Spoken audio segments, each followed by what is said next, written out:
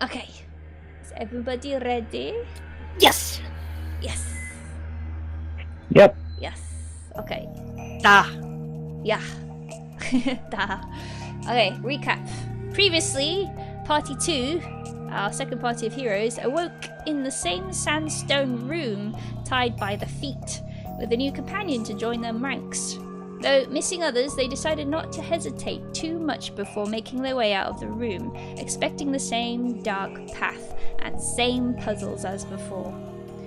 They were correct in their assumption about the path, though it appeared broken with gaps to jump across, in contrast to last time. There, sitting at the far side of the path, waiting for them, however, was the dog.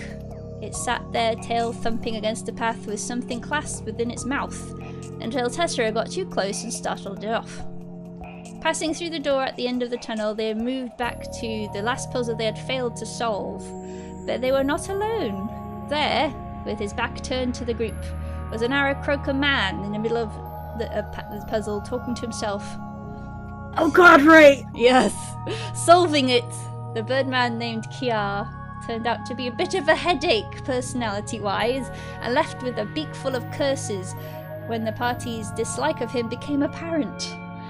With the puzzle solved, however, they could proceed to the next part, where new, rocky terrain greeted them, as well as a path to follow. This path led them to a cave entrance, though Chew, the Lady Aarakocra, flew up to an opening high above with a rope, in hopes to help the party climb. Sadly, the plan failed, but she did have the opportunity to look around a plateau they would visit later. Venturing into the cave, they were immediately greeted with a busy chattering of goblins. Talk of needing food for the babies caught Karstein's ears, and she attempted to befriend a nearby goblin with offers of food. This didn't work out how she had hoped it would, and a fight quickly ensued with goblin-made clubs and goblin clattering downstairs, and the poor demise of the beloved goblin, Terry. A moment of silence for Terry, if you would. Continuing on, the dog is spotted plodding down from one of the tunnels, quickly returned tail when the party approached. They of course followed, finally catching up to him as well as Kiar after hearing him trying to shoo the dog away. After a brief chat, Kiar revealed he had a shiny gift for Chew, which turned out to be the golden hourglass the dog had in his muzzle. Like before, the blue sand was falling at one end, which they all concluded meant they were on a limited time once again. Kiar wanted to show the group the outside of this floor, and indeed there was an exit with sunlight. First, however, they had to pass through without disturbing more goblins. At first, their attempt to pass seemed to go well until after a small earthquake gave them an excuse for their noise. But with loose gravel being kicked, the goblins, Fred, Steve and Patrick, were not fooled for long. The fight was a tad fiddly due to tunnels, but the party reigned victorious, killing both Steve and Fred and taking Patrick hostage for questioning. They head outside and are greeted by the plateau Chew had flown up to earlier. After searching around, the group found some intriguing items and unfortunate corpses amongst the deposited rubble. Patrick, under questioning, didn't reveal exact details, but did describe a giant and magnificent protector that they must help by feeding its children. Kiar, as Kiar does, accidentally knocked the dog back into the tunnel with his wings and offered to go fetch it, and then never returning, which really didn't help the fact everyone hated him very much. After Patrick took a permanent vacation off the edge of the plateau, the party made their way back down, further down, deep into the cave, in search of Kiar and the doggy. Finally finding them in a room with a pile of bodies and strange eggs.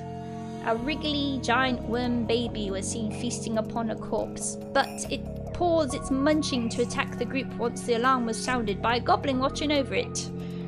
Eggs attempted to hatch mid-battle, and more earthquakes rocked the cavern, accompanied by gargantuan roars from an unseen beast. After the wormling and eggs and other foes were defeated, time ran out once again. Ho ho. Okay, could everybody roll initiative, please? Huh? Ah! Please roll initiative. Thank you very much. Remember to, I'll just add you to the turn Oh order. shoot! I can I add you. completely forgot to click myself. Oh, you can't click yourself. I have my actual dice today, that's Yeah. true. so Yeah, don't worry. I'll just add you to turn order. No worries. yeah, I rolled an 8. You rolled an 8. Alright. Okie croaks. I'll add you to the thingies in a moment. 8, there you go. Karstein on top of the initiative, as always, as a rogue. Yeah, I mean, she's not a morning person. She's not. She's just. Alright, 1 minute. Yeah. Let's get rid of this person. Okay. Alright. First thing you notice as you wake up is the sound of battle all around you.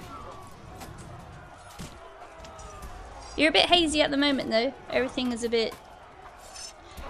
you haven't quite opened your eyes and you've got that like sand sleep like kind of gluing your eyes together, so you take some time to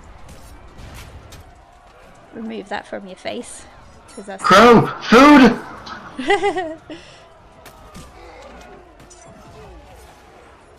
Alright. That's just... It's a bit...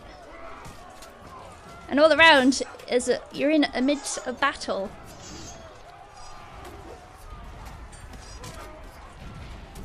Where? Who? What? Where? Crow, where's my breakfast? Yes, hello? No. Yes.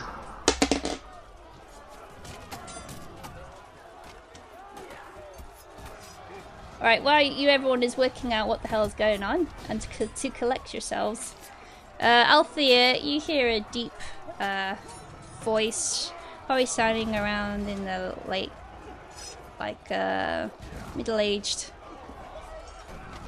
Pick yourself up, boy. Yes, sir! And I'm just gonna jump up.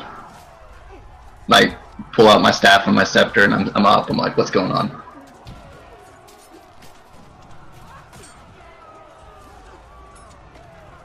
Okay, let's zoom in. Are we bound? Nope, your hands are free. You've just woken up. There's like lots of mud all around. It seems to have been raining previously, and everyone is like, the battle is kicking up dirt and mud, and it's just kind of stuck to you a bit. Okay.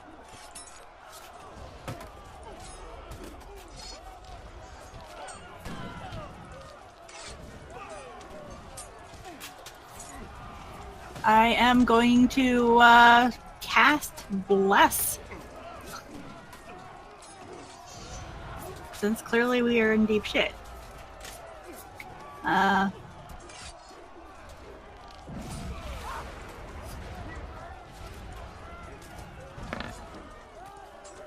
So that is... I can push buttons. I know how to do this.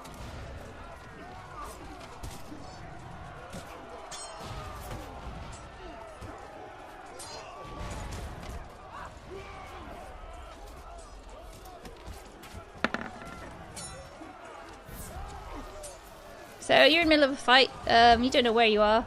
Tessera is kind of looking around, and without saying a word, she takes out her weapon and notices a couple of goblins running towards them.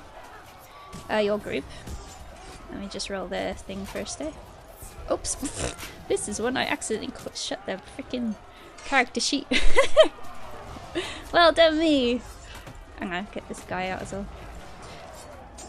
Oh. Alright.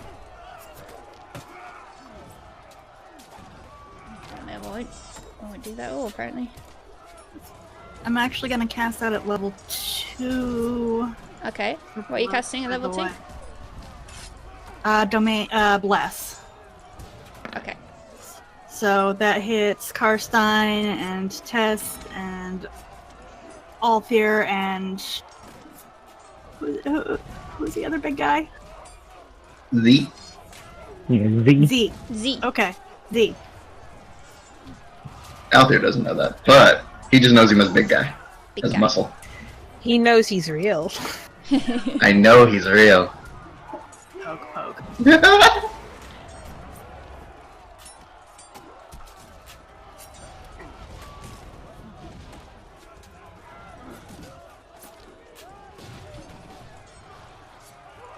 So yeah, y'all got blessed. Yeah. Okay. So first will be Tessera. She's gonna dart to this first goblin that's arrived right in front of her. This guy here. And she's gonna just whack her with her great axe.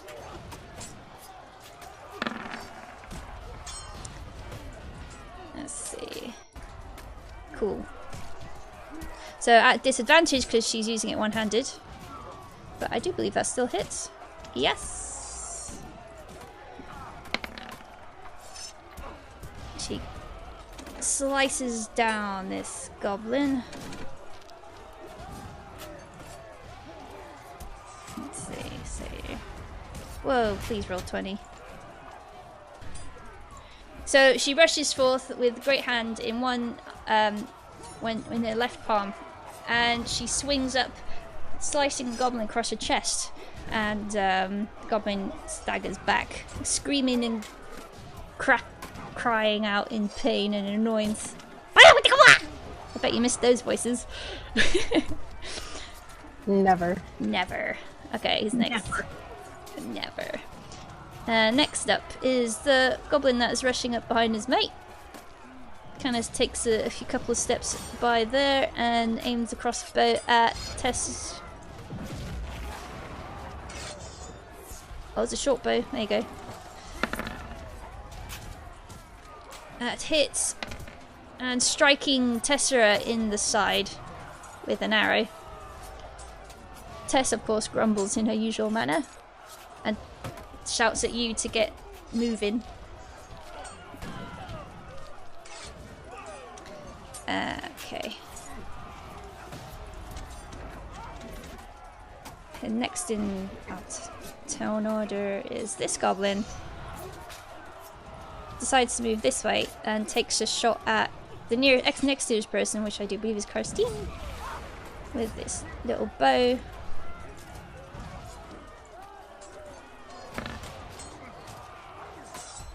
And with a 14, does that hit? Yep, it hits. Alright. Pew pew! So 6 for you.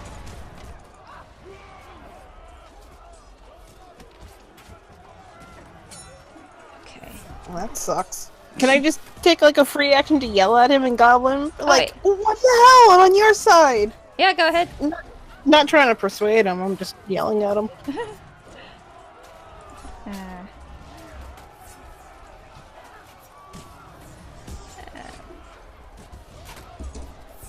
Okay. Chu, you're next. Alright. Oh. Wrong hit points there. Chiu is going to cast Spiritual Weapon.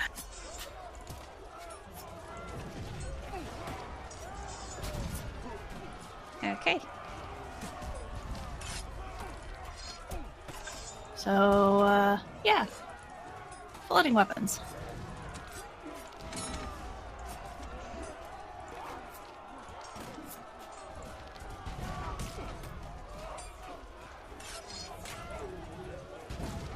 Okay.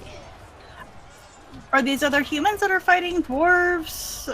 One moment, because Roll20 did the wonderful thing of deleting the character sheet, so I'm gonna have to quickly just look up their stats. Though you do recognize, yeah, it's the new update, you know, with the character Mancer, whatever it's called. Just decided to just delete what I'd written in. All right, you do recognize it though as a bugbear, because you've seen one before. Well, right, but what are the factions that are fighting? You said don't we're in the know. middle of a... You don't know. Of what you can see in the vicinity, there are humans and goblins, though, and bugbears. Okay. You don't know the That factions. was my question. Yeah, alright. You don't know the factions per se. I'm gonna put this guy in Right. order as well. Just wanted to know races, species. As I said, humans and goblins and bugbears that you can see so That far. works. Oh my. Oh my. And yeah, move back a little. There we go. Yeah. Alright. You still have an action.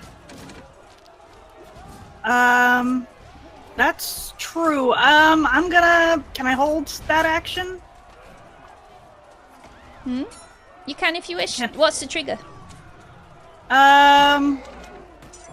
Trigger will be if she... Actually, you're right, that was a bonus action. Screw it. She's just gonna attack. Can she? No, she's not. Yeah, she can. She can hit that goblin. Goblin directly to the north of her, so I'll just have her hit that. Okay.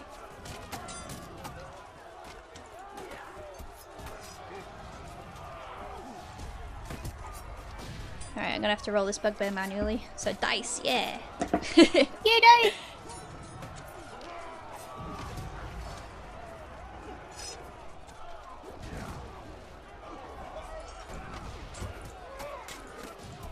Okay, is that all? Yeah, that's gonna be all. So let me attack. Let me roll attack with that. If I can figure out. Aha, sorry.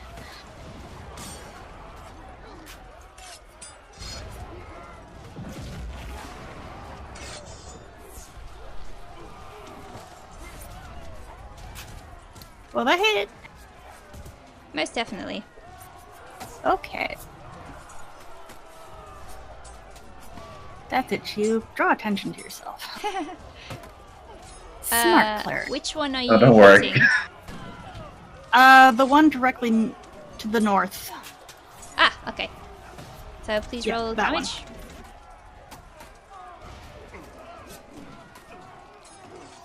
Don't know why I didn't roll damage. Sometimes it takes a while. Just don't pull on me and click like 17 times. Click 17 times. Got it. So that's 1d8 plus 4.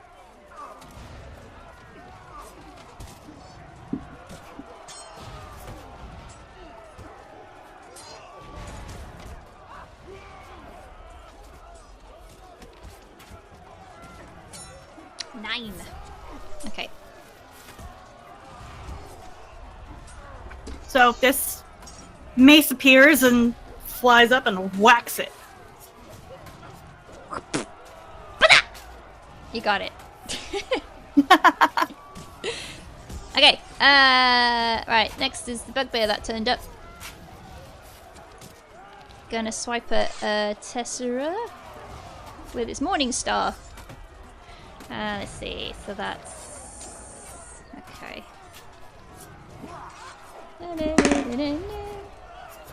I do believe that misses. Let's see. Yeah, completely misses.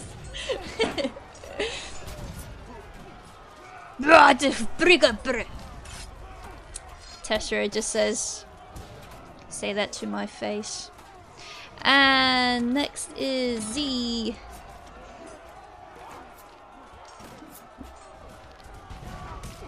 Z is gonna do as Z does, and hold on a second, let me see if I'm actually in range. Yeah, okay. And run to fight the big, tough-looking one. Oh, the bugbear? This one? Yeah. Alright. Say that to my face, not my kneecaps, yeah.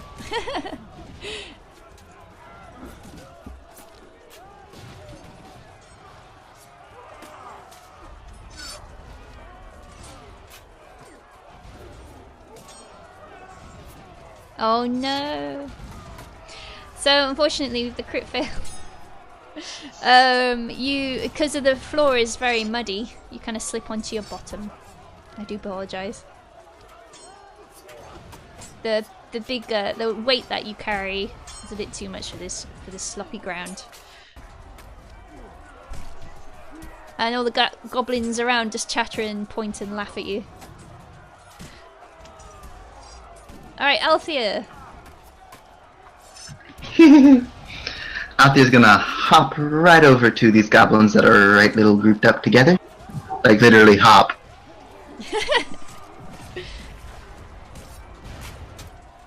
Right there. He's gonna hop up and he's gonna be like, "Hello little goblinoid creatures, I'm going to brutally murder you now."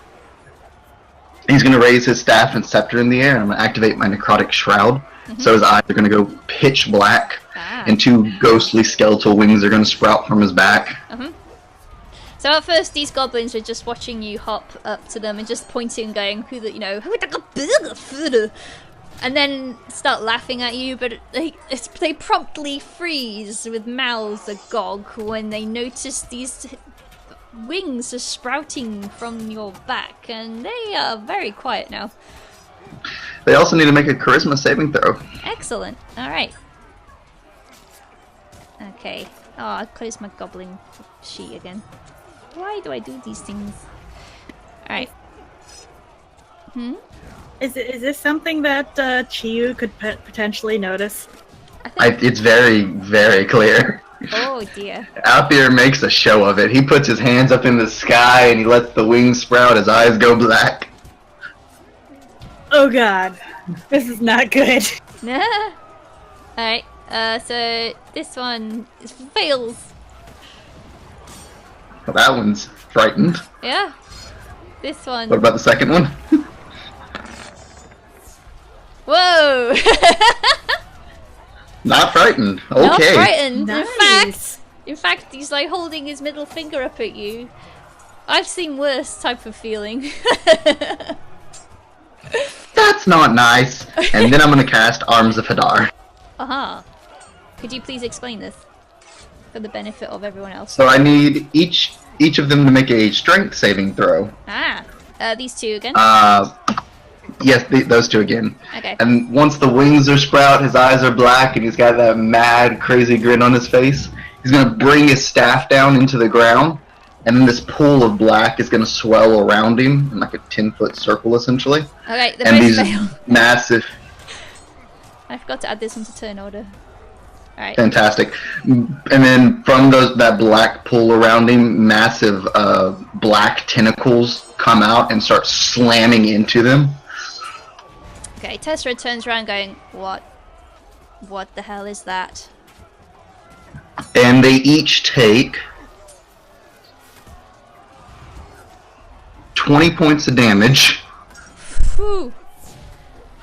They are dead. And on top of that, 20 points of necrotic damage, and they can't take reactions until their next turn if they're alive. Well, they're both dead as donuts, so...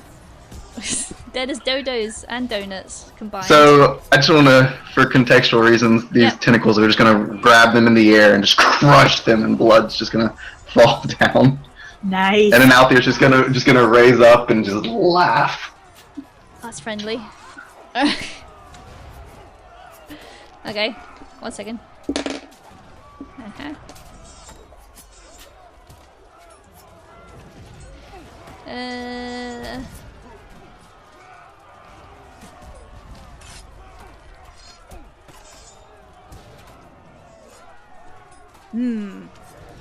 I do believe you've been practicing, young lad. Good, good. Thank you, thank you!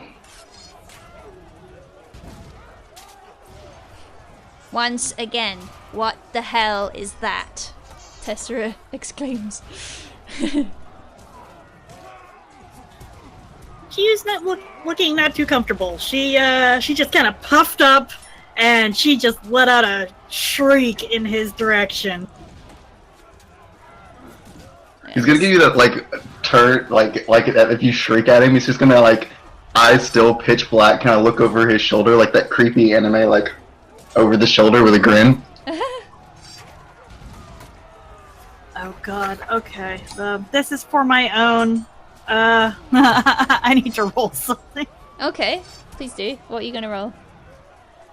Oh, is it a secret? I can't keep it a secret from me though. Let's see. What would that be? She to focus to continue focusing on the goblins instead of potentially going after him. What kind of save would that be?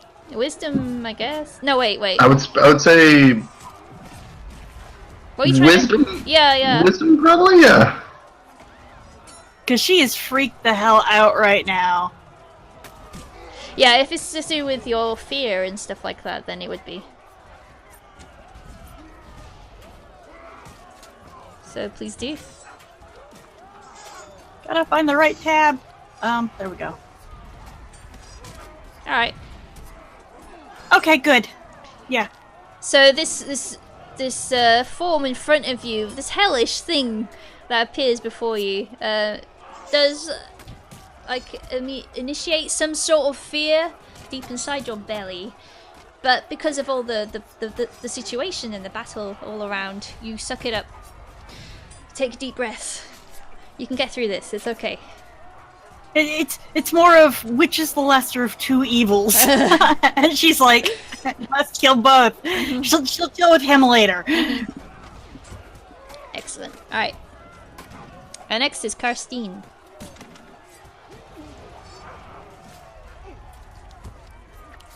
She's I thought I was gonna be happy seeing him back.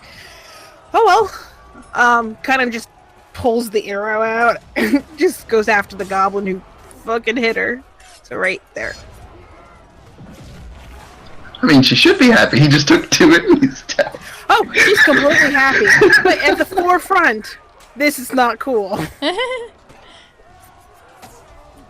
And in Goblin, yeah, you see that? You see that? That's gonna happen to you. And she just kind of pokes him with the rapier.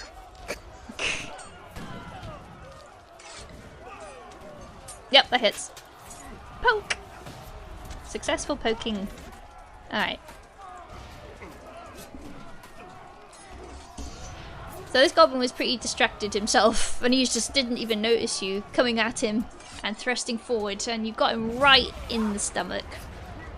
And he staggers to his one knee, but he's still alive.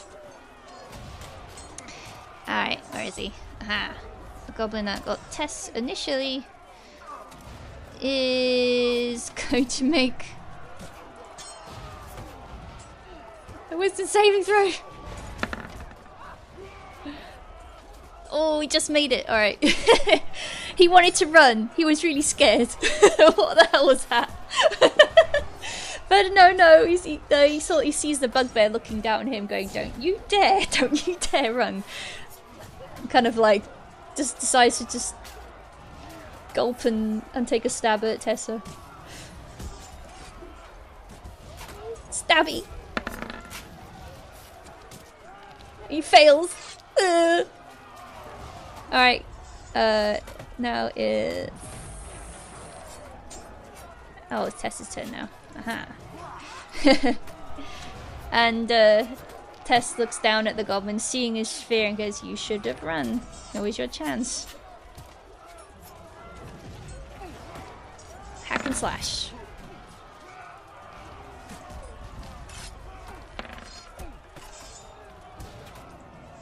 Alright. Almost guts him, doesn't quite, but he's also on one knee, this goblin. And they're dead. That one's still alive. Alright. The one that you attacked, that's on the knee, is going to try and take a swipe at your legs. Karstine.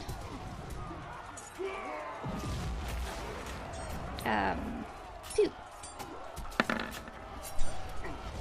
17? I mean, I guess that hits. I guess, alright. Alright. 6.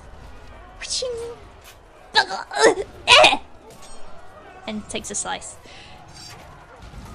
Okay, 2.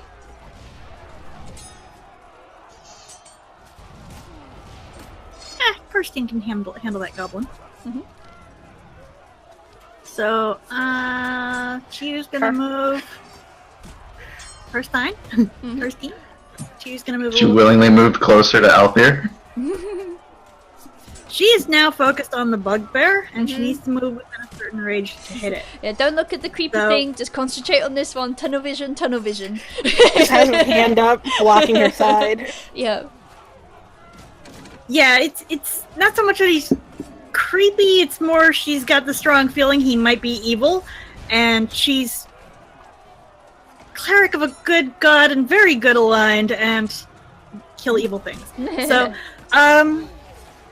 but right now he's helping to kill goblins, so we'll let that pass for now. So she is going to take her spiritual weapon and give the bugbear a whack with her mace.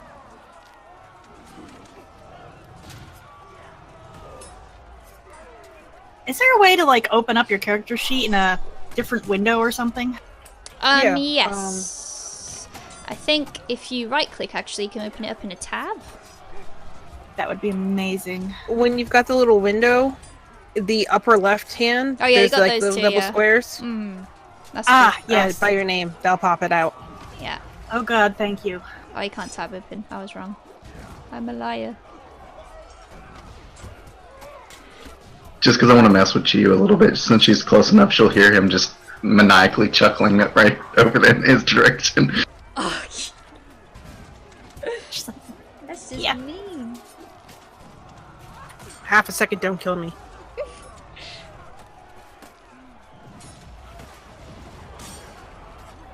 Yep, that gets it. Wait, are you aiming for bugbear? Bugbear, yeah. Ah, yes, you got it. Just got it. Yay.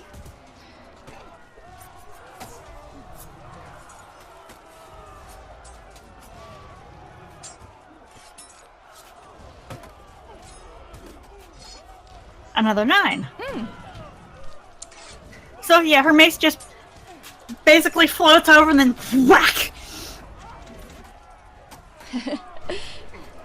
So you clonk it right on the head, and you hear it like a oh.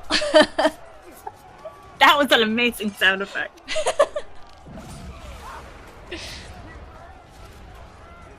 Alright. And bugbear don't like that. But they've got a giant man in the way. So can't do anything about it. Keeping an eye on you. And that's why she went over there. She couldn't have gotten any closer if she hadn't had a meat shield in front of her. So gonna try to move the immovable wall that's in front of him. And attack. So that's let's see.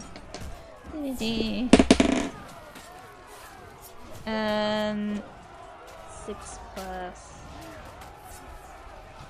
Does 10 won't get you, will it? No. No. No. Immovable wall is completely immovable. Kind of like his morning star bounces off your pecs.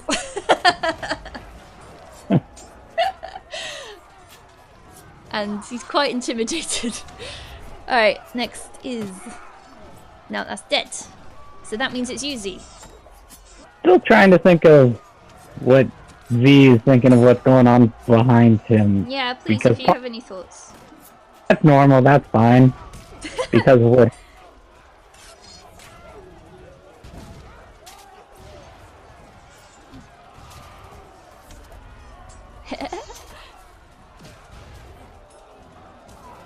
That's normal, that's fine. Alright. This is fine. Instead of like flames, it's just black tentacles. Yeah, blood raining from the dead bodies in the sky. it's just an every day, every Thursday day. It's fine. Usual. Okay. So, what are you gonna do then?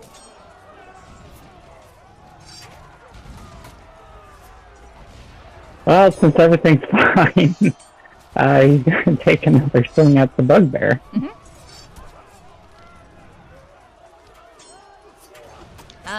That does hit. Just hits.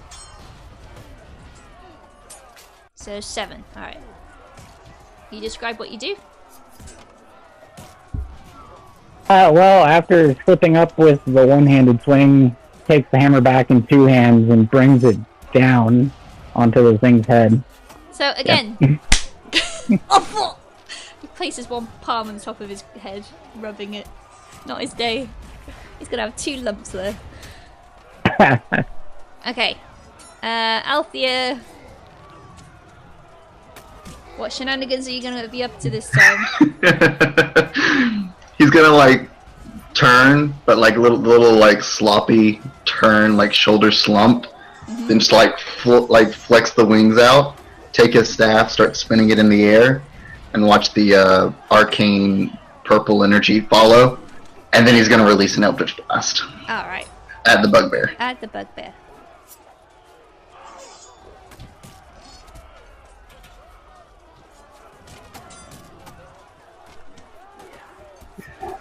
It was. It's a natural 18 plus 6. Oh yeah, this guy's doomed. I have a feeling. Okay. Unfortunately, I only rolled a 1 on the damage, so that's Oh no. 9 damage. 9. Alright. Okay. So this blast of purple. Where are you aiming this blast?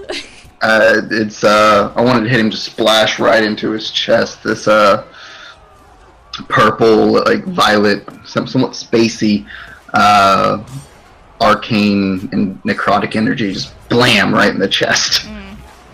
So, for a minute second, the bugbear is quite relieved it's not his head again, but then realizes this hurts too. Ow! Alright, Karstine. Another stabby because fuck this goblin. And she feels a little bad, but not completely. Oh, unfortunately does not hit with a 10. This is the point she goes, no, I'm good.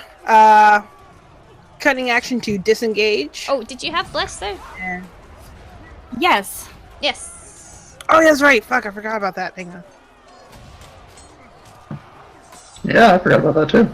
Oh, you'll be fine though. You never needed it thus far.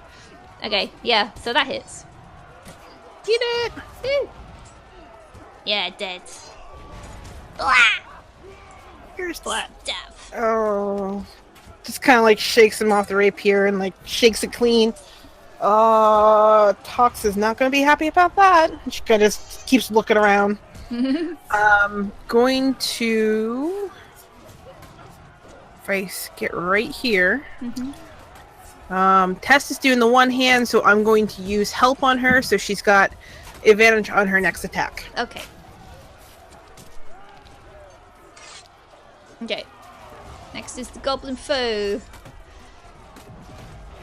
It's gonna make another wisdom save. 5. Okay, dashes. Of course, this means Tess gets an attack of opportunity. I think it does Z too. Oh yes. Yeah. Oh, let's see what Tess does. And the bugbear. Bugbear too, yeah. So carrying on from the cave shenanigans, Tess seems to be very good at killing things as it flies past her. So, splat. Let's see what. Actually, this is dead anyway. There's no point rolling. I think it's definitely dead with 15 Definitely damage. dead. With the 15, it kind of she takes the great axe in both hands, cleaves upwards between the legs to the head, and the tragically, the goblin is now 2 goblins. Blech. You might say Disgusting. he was of 2 minds about things. Ooh.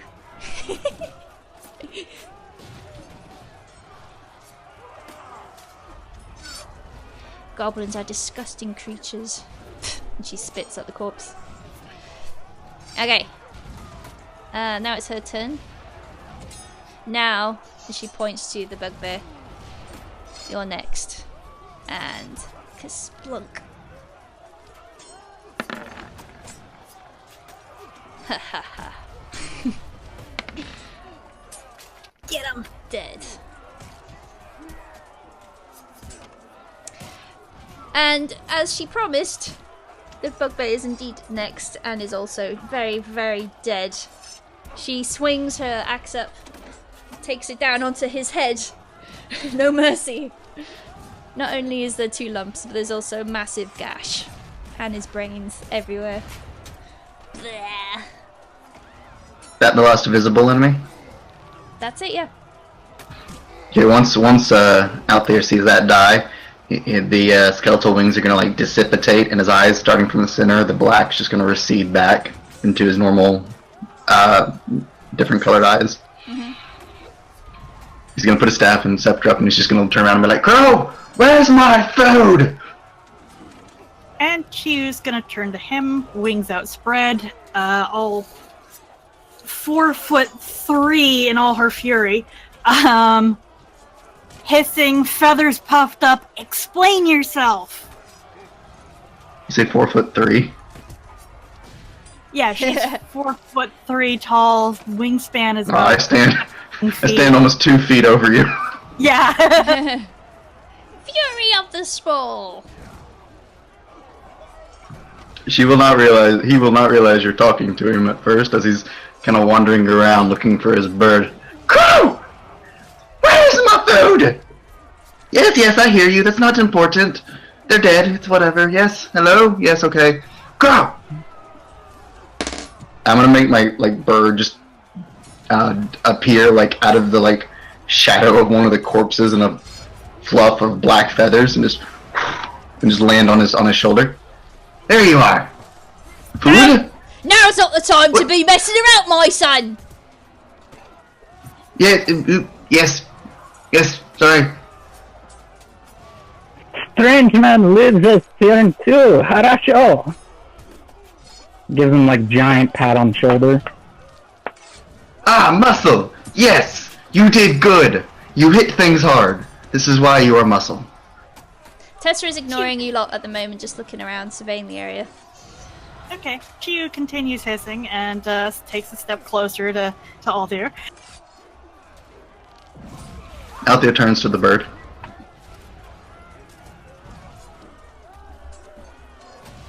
And gives you this weird crazy eye as you're hissing at it. Then he kind of moves his shoulder up and down that his bird's sitting on, and his bird starts cawing back at you. Okay, she is going to cast Detect Evil and Good. Describe that spell for me. How does it work? I will. Yeah, Just a there's a minute. spell card, I do believe. Yes. Okay, while these shenanigans are going on, could Karstine and Z take a perception roll, please? And Testra's gonna do that too. Fuck!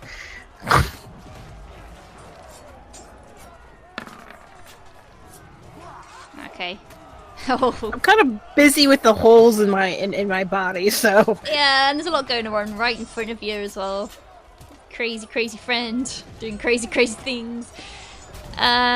So Z and Tess kind of look towards the floor. Notice there's some dog tracks starting from where they got up, leading off into the battlefield. But at some distance away, Tessa notices that they kind of get smudged away with horse prints. You can't really detect where they go after that. But she kind of rolls her eyes, grumbles to herself, and rubs her forehead. Not again. And then Chiyu, makes her way back Yes. to the rest. with your Detect Good and Evil, you detect multiple Celestials standing in front of you, as well as a very disconcerted and out there but good. But multiple Celestials are in front of you. Okay. But other than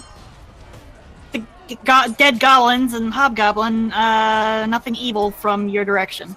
No. No. Okay. She will unpuff. Still kind of look at him. Narrowed eyes. Lower her wings.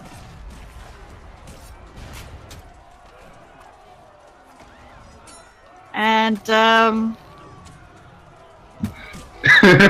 So, you're because I'm crazy and having fun with this. You're gonna hear a whisper in your head. Is everything okay, Birdie? that will freak her out a little. She'll look around. She was about to apologize, but now, yeah, she's like, who's speaking is?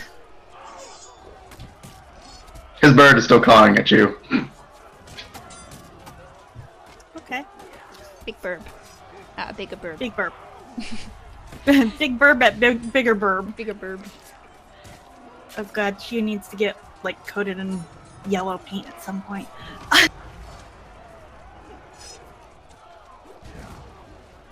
Okay, Tessera, like, finally speaks up, interrupts everybody. So, battle. Let's not have a casual conversation right now. And who are you? Are you even real? Excuse me. Are you even real? Out there's gonna like walk right up to their face.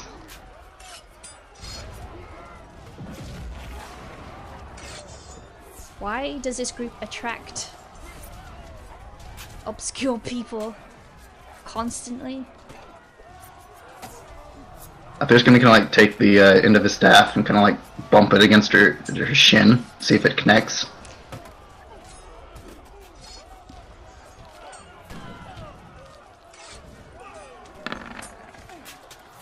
Ah, fuck. She goes to slap you, but misses.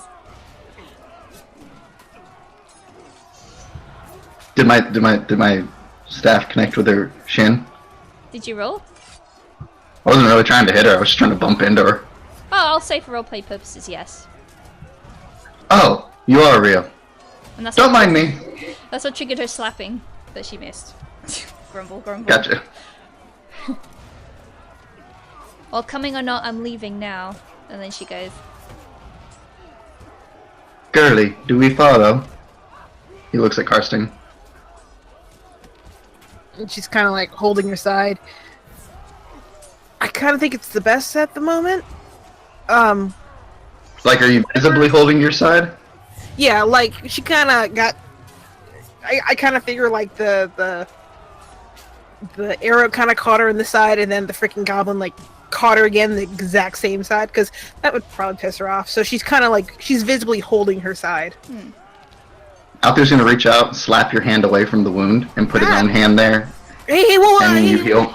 You heal 4 hit points, and the wound will probably like stitch up. I'm gonna call this a happy slap. Happy slap. And she kind of like, she kind of just looks at you and just. Glad to see you back, but just a little warning next time. And you can kind of see, like, she's not pouting, but she's definitely frowning at you. Ah, it's fine. It's fine. We follow this one, yes? And he just turns and follows after her, Tess. Is that the way of the track? Yeah, you saw along with Tessera, you saw tracks of a dog in the mud where you had been laying in, and the tracks lead off into the battlefield towards the north. But a big a Tessera spots that there is like a collection of hoof prints that kind of destroy the tracks, and you can't really see where it goes off to then after that point. Girly, grab my cloak. Lead me to follow. Who are you talking to? Karstein. Yeah. She kind of looks at him and turns to Chew. Okay. And she's clearly not chill with what's going on, but trying to. Wait, what do you want me to? You're not a. grab the cloak. She will pick up holds it the up. cloak. And so somebody just grabs. As soon as somebody grabs his cloak, his bird's gonna take off into the air, and his eyes, he's gonna go blind for a second and channel vision through Crow. And I want to see what's ahead of us, where we're going. All I can imagine is like holding the cloak like it's like a bridal train. Okay, 1 moment. Boink. Here goes your birdie. Alright.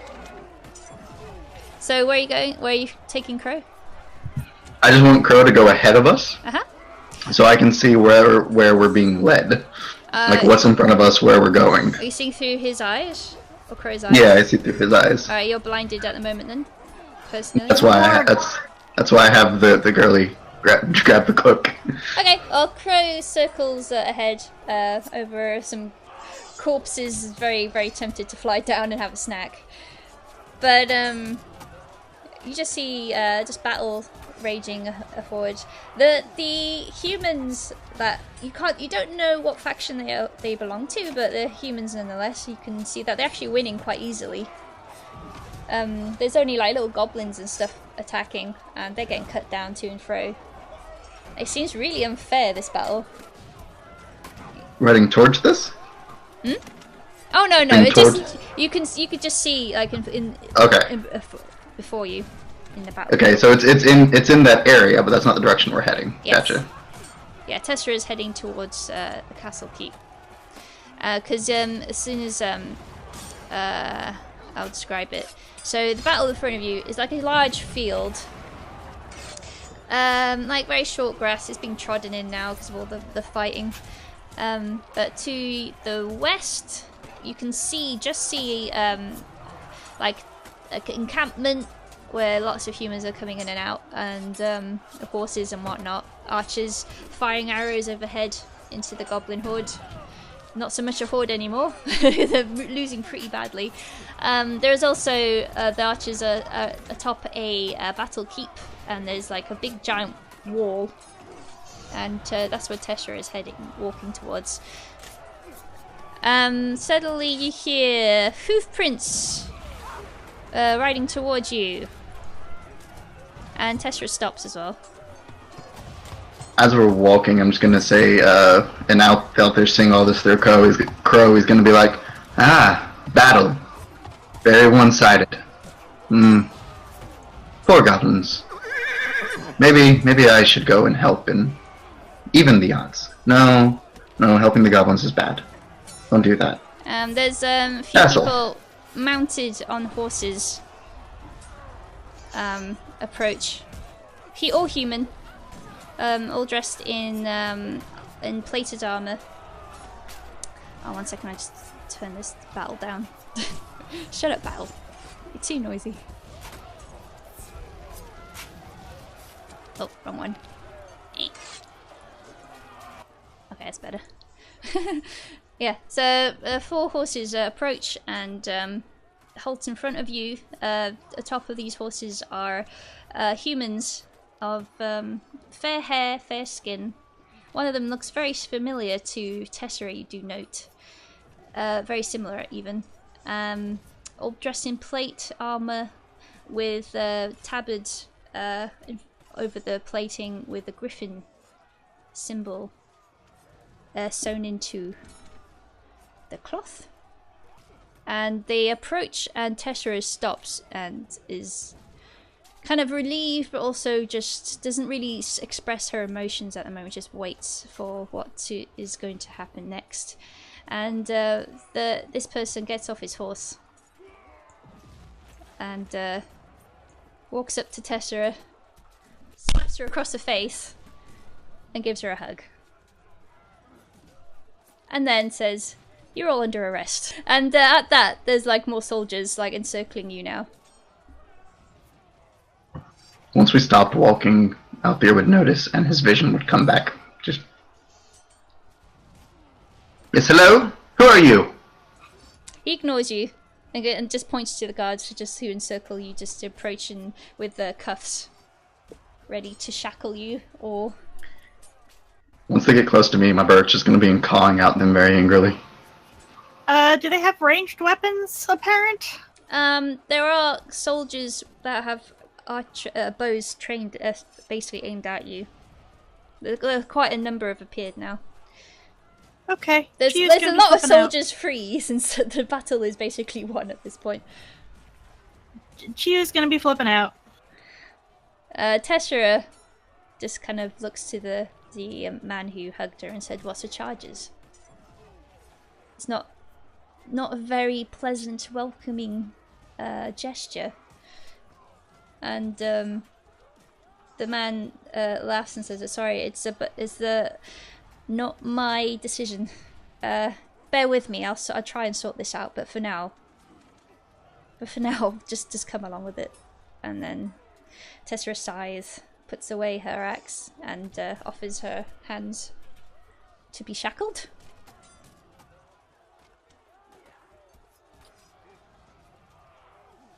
You see Carson kind of confused. I'll hold the closest one to him with one arm while figuring out what's going on. And we just holding one arm out.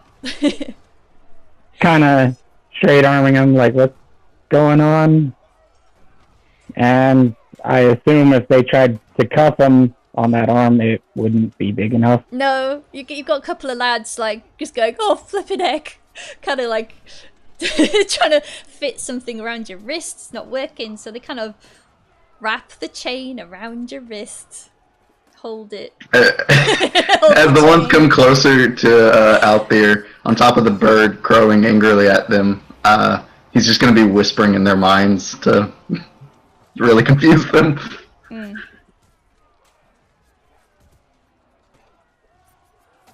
He'll be like, "Don't do it. Don't go near him.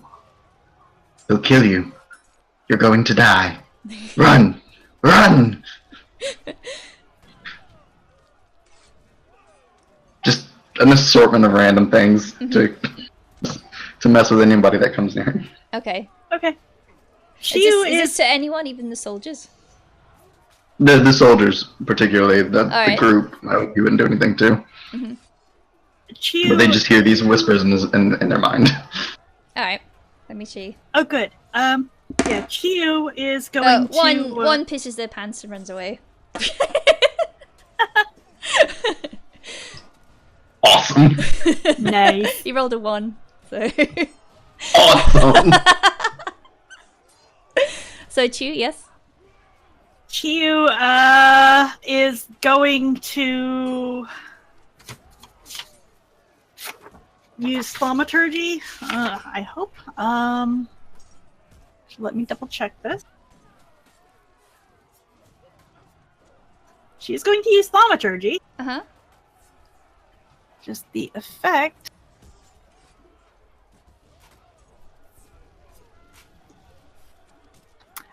She's going to cause a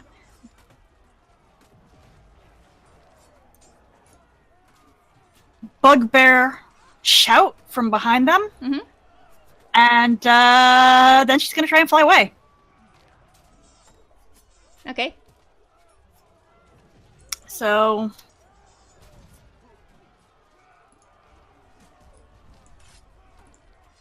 So from about there or wherever, somewhere behind them, and then she's going to try and take off. Okay, 1 moment, please. She's panicking. I understand. And...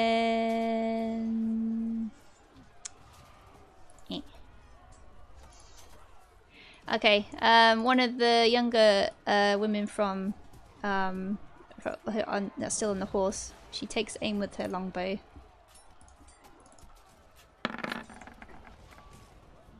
Yeah, that'll hit. Okay, she aims for your wing. And she shoots an arrow into your wing. Okay. So yeah, that's gonna bring her down. Yeah. And she goes, I'm sorry, but I have to. And she will just be completely flipping out at this point. Yep. This guy turns to Tess like, "Please, just keep your party under control. I'm trying to help you. I can't help you if you are fighting and struggling. It makes you look like you're guilty. What This is the are first the thing come out. charges? Tessera exclaims once demands an answer this time. Theft. Your timing here, arriving here, is really not the best of times, sir. But yeah, you're suddenly here. The theft occurred. We're gonna have to bring you in. I'm so sorry. Why would a thief be anywhere in the area after he stole something, let alone in the open fighting? That's ridiculous and stupid. As I said... Do you have anybody who knows anything about investigating these things? Pathetic. You could have been fleeing, but as I said, I'm going to try and help you. I know this is ridiculous. Not my call. And that's all he says, and basically rounds up the guards. The guards close in some more. Is anyone else resisting? I mean, out there isn't physically or noticeably resisting. Oh yeah, he's still being cheeky, I understand. There are two, like, guards near you again, just, like, quivering after seeing their mate let's run off. And they're like, please, just put these on.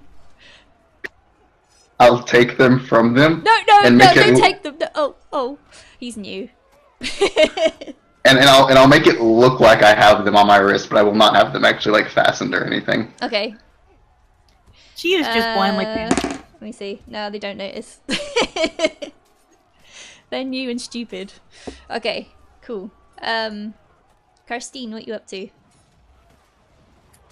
Kind of just looking around, and she kind of takes a step back, but doesn't, like, she's not running, but she kind of, like, sticks her arms out, and kind of just looks between, trying to figure out what the hell happened. Going, did I steal something? I didn't steal anything. I just woke up. What the hell?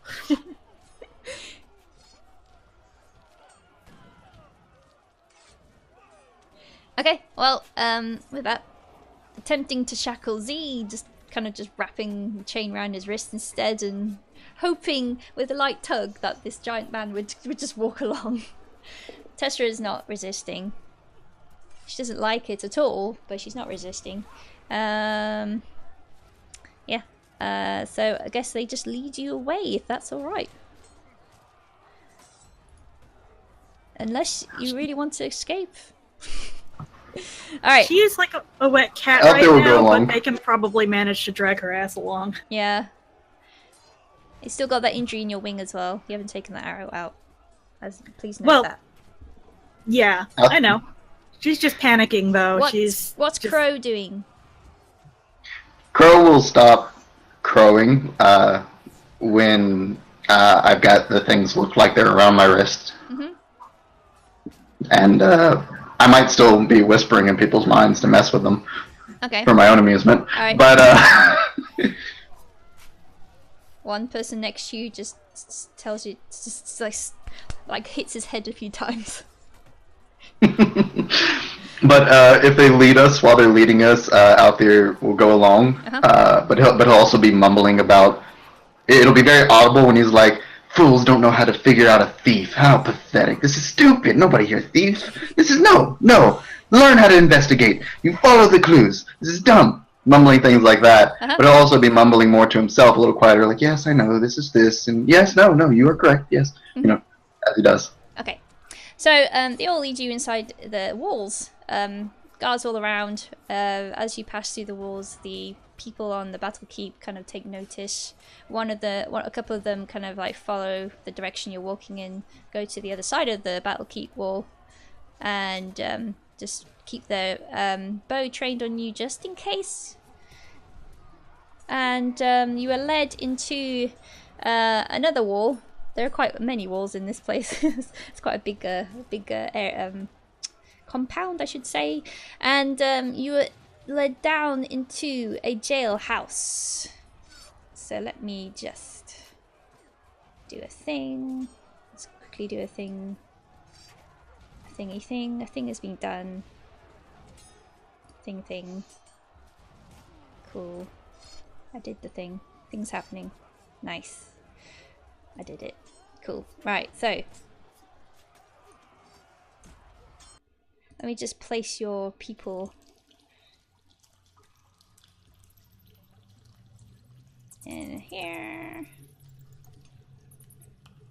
Tess. They're just people.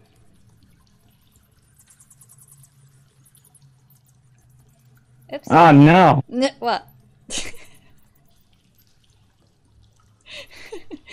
that everyone? Alright. Did Crow stay outside? Crow probably would have stuck to my shoulder. Okay, I'll put him in too. Okay, there we go. Oh no, I just saw where you put me. What? Next to that picture. There is a Aracroca man kind of nestled inside the straw hay about like a pile.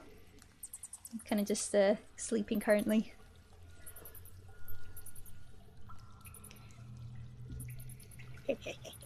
You've been placed in. Eric let you know that he's just gonna go and talk with the people that are investigating the situation. Doesn't drop any names. Ignores Tessera's complaints for now, and everyone else's complaints too, and just leaves you all be. Doesn't give you any more clues either. Out there, we'll sit down. Do I notice, or do I realize who it is in the straw? What you see, or you probably recognize the armor that he was wearing, like the leather armor.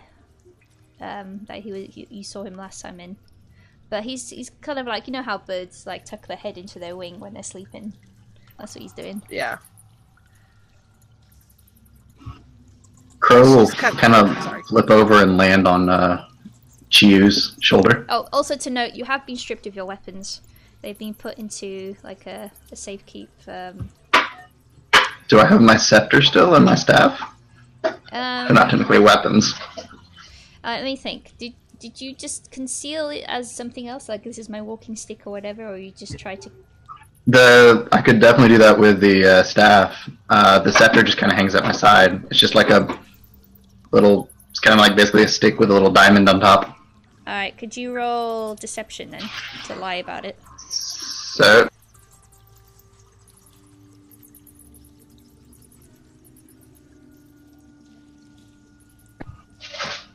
Nine. Sorry, that's been taken off you as well. Unfortunate. Yeah. Karsten is not happy about any of that. Chiyu is continuing to flip out. She is trying to squeeze through the bars, attacking the bars, biting the bars with her beak. Just flipping. And while she's doing this, a bird lands on her shoulder and just kind of lightly pecks her on the head. Not like to hurt, but just to peck her on the head. Yeah. Oh, like a preening? No, more just to try and get her attention. Oh, okay. Tessera just like sits back against the wall on the floor, ignoring the man that's also in the cell with her. And then she just hears the commotion and goes, "Look, there's no point in trying to break that down. There, it's reinforced metal bars. just wait." Muscle, I have question. Yeah? I not know your name. What is your name, friend? I am Ziboga. Z. Fabulous. I now have a name for the muscle.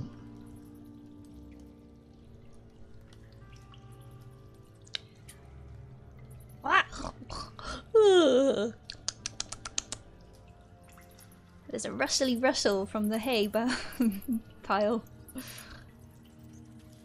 Huh? Ah! Yes, come closer, pretty ladies. Oh God. Oh God. Carsine's just not happy. She kind of looks at Tess. So, where the hell are we? This is not part of the plan, whatever the plan was. What did you steal? I mean, I don't think you stole anything. Did you steal something? I didn't steal anything. Of course not. We just got here.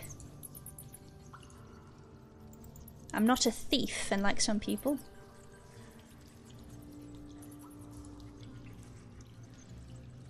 She kind of wrinkles her nose a little. Okay, so you know where we are. Because I don't recognize this place at all. They know you. Yes, we appear to be in my home country. Adler Krala. This is the basically where the lordship reside. And my family, who you just met. Oh. Are you the youngest? No. Oh, okay. Wow, your siblings suck.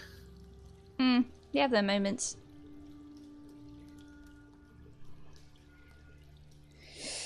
But, you know, each to their own.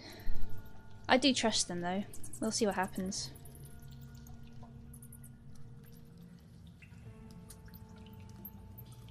Kind of looks through the bars at Chew. Seeing Chew still freak out. Doesn't know what the fuck to do about that. Just kind of sits down away from the freaking womanizing bird that's asleep. And just kind of sits against the wall, against the bars, and just kind of rubs her forehead and just... Now would be a good time to shove a boot down his throat and choke him. No, I didn't say anything. You hear whistling from down the hallway. The moment out there hears the whistling, he's gonna yell, "Water! Bring me water!" You what? Shut up! Water! Shut up! Water! Shut up! Water! Shut up! Water! I said shut up! Are you deaf? I said water! Fuck off! You! Bring me water! No! You didn't say please! Yes, water! He just pokes off.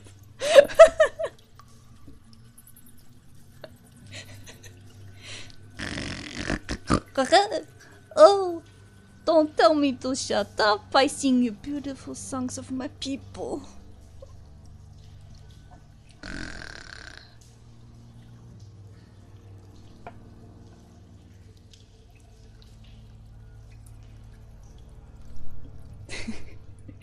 Carson has nothing. Oh no. Okay, well, Tush is just like...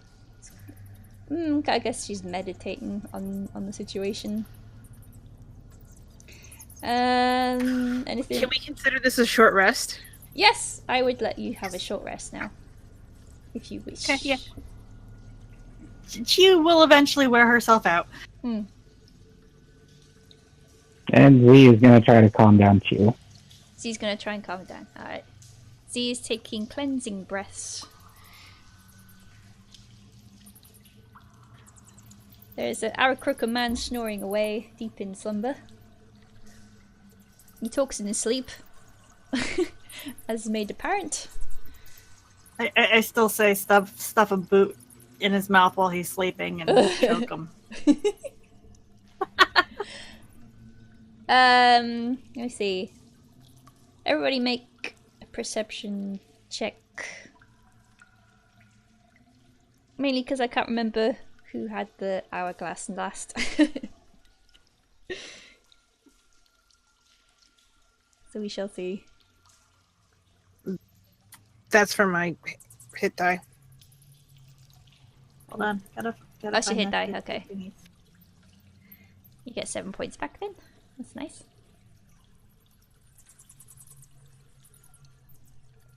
So during this short rest, Carson is just kind of taking like a scrap of cloth and just trying to make it better. Mm-hmm. I want to say when I healed you earlier, your wounds were stitched up.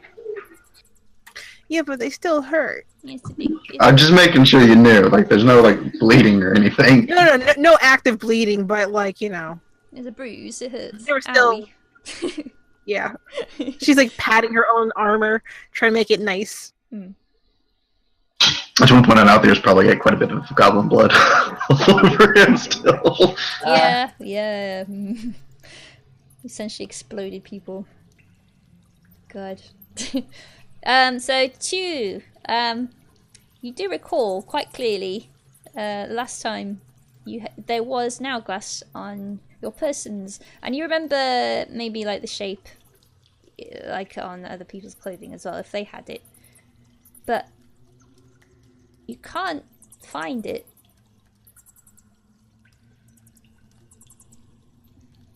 The hourglass is missing. Oh, more reason to panic. Hourglass is missing. She starts patting herself down. She's still panting from the exertion earlier. Do you say this out loud? Yes. Okay. You hear Chew squeaking in panic and saying that the hourglass is missing. Where is being? Not remembering, Emma, is Chew.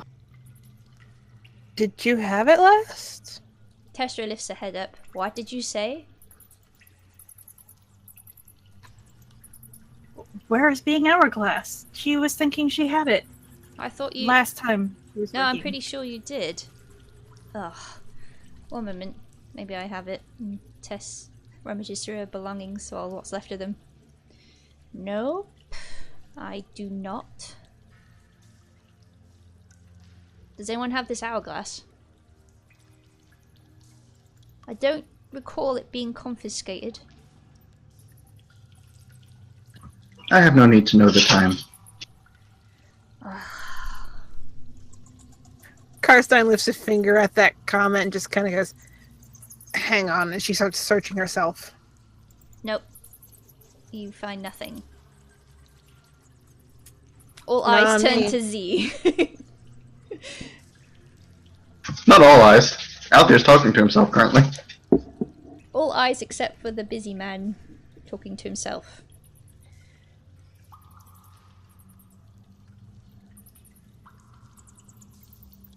Z? Ze'll check his thing. Unfortunately, No. you have nothing. Everyone looks at Althea.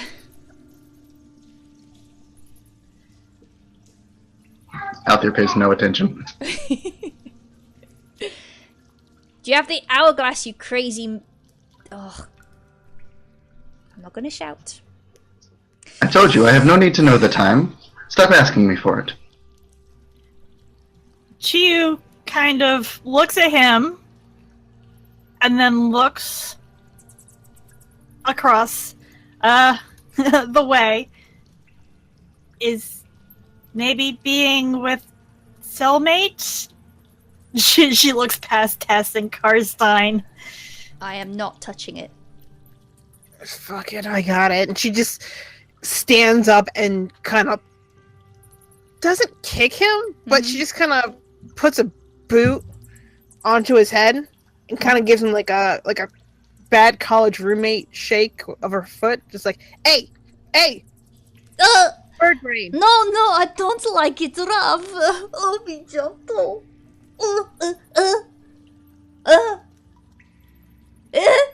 Wait, what? Oh, hello! Hello, friends. Yeah, keep that to yourself. Eh? Do you have an hourglass on you? Why I want hourglass? I gave it to the pretty lady. Do you have it on you? Do not! I give it away! I give it to pretty lady over there. Hello, I see you. Chew quickly hides behind Z. You don't have it. Oh, my heart did break. So, how did you end Really? up here? Physically? Can I see that? What? No. You said your heart is broken. I want to see the pieces. Show it to me. Who fuck you? Who fuck are you? Who are you? No, who are you? What are you? No, you! No, you! No, Karstein you! grabs. It's gonna start, as I'm saying it, it's also gonna start echoing in his head. No, you! Fuck! What He you shakes need his to head, do, he shakes his feathers. what you need to do is have like Althir say something or the other person say something and then have it echo you know, like on a 1 second delay back. No. That is actually proven to disrupt speech patterns. Oh and will no, I really understand. Oh yeah, the speech jammer thing. I hate it. I will remember this. Horrible feedback. Ugh. I got a headache. But no, I don't have it. You should keep a close eye on your belongings. Okay, listen. And like she's just one hand on her temple, and she's just kind of like, how did you end up here? Me? They call me a thief and they arrest me. Me? Do they know who I am? They don't know who I am. They arrest multiple people for the same charge. This is ridiculous. They do not know how to investigate a crime. It's silly. I just appear in a pile of mud at Tokay just trying to clean. Ugh. And she just kind of just pushes off of him, just goes back to the bars, and just as best as she can, like little kid, squish her face against it, and just yells as loud as she can, "Guard!" Oh, before you do that, Z, what are you trying to test the sturdiness? Yeah, just shake it. Yeah, well, I'd say investigation.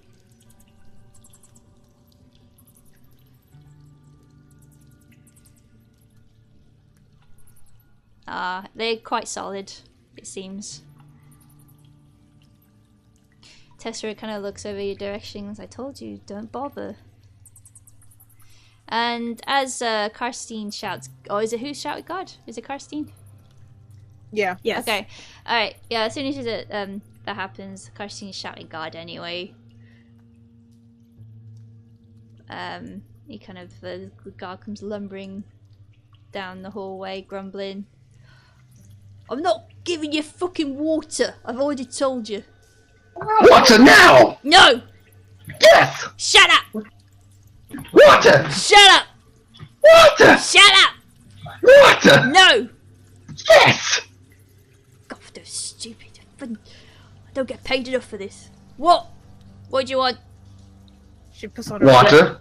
best Ignoring smile. you. Water! Hi, don't. And she's just sugarcoating this shit right now. Uh-huh. And she's like, hi, I know you won't give him water, but would you just a sip of water?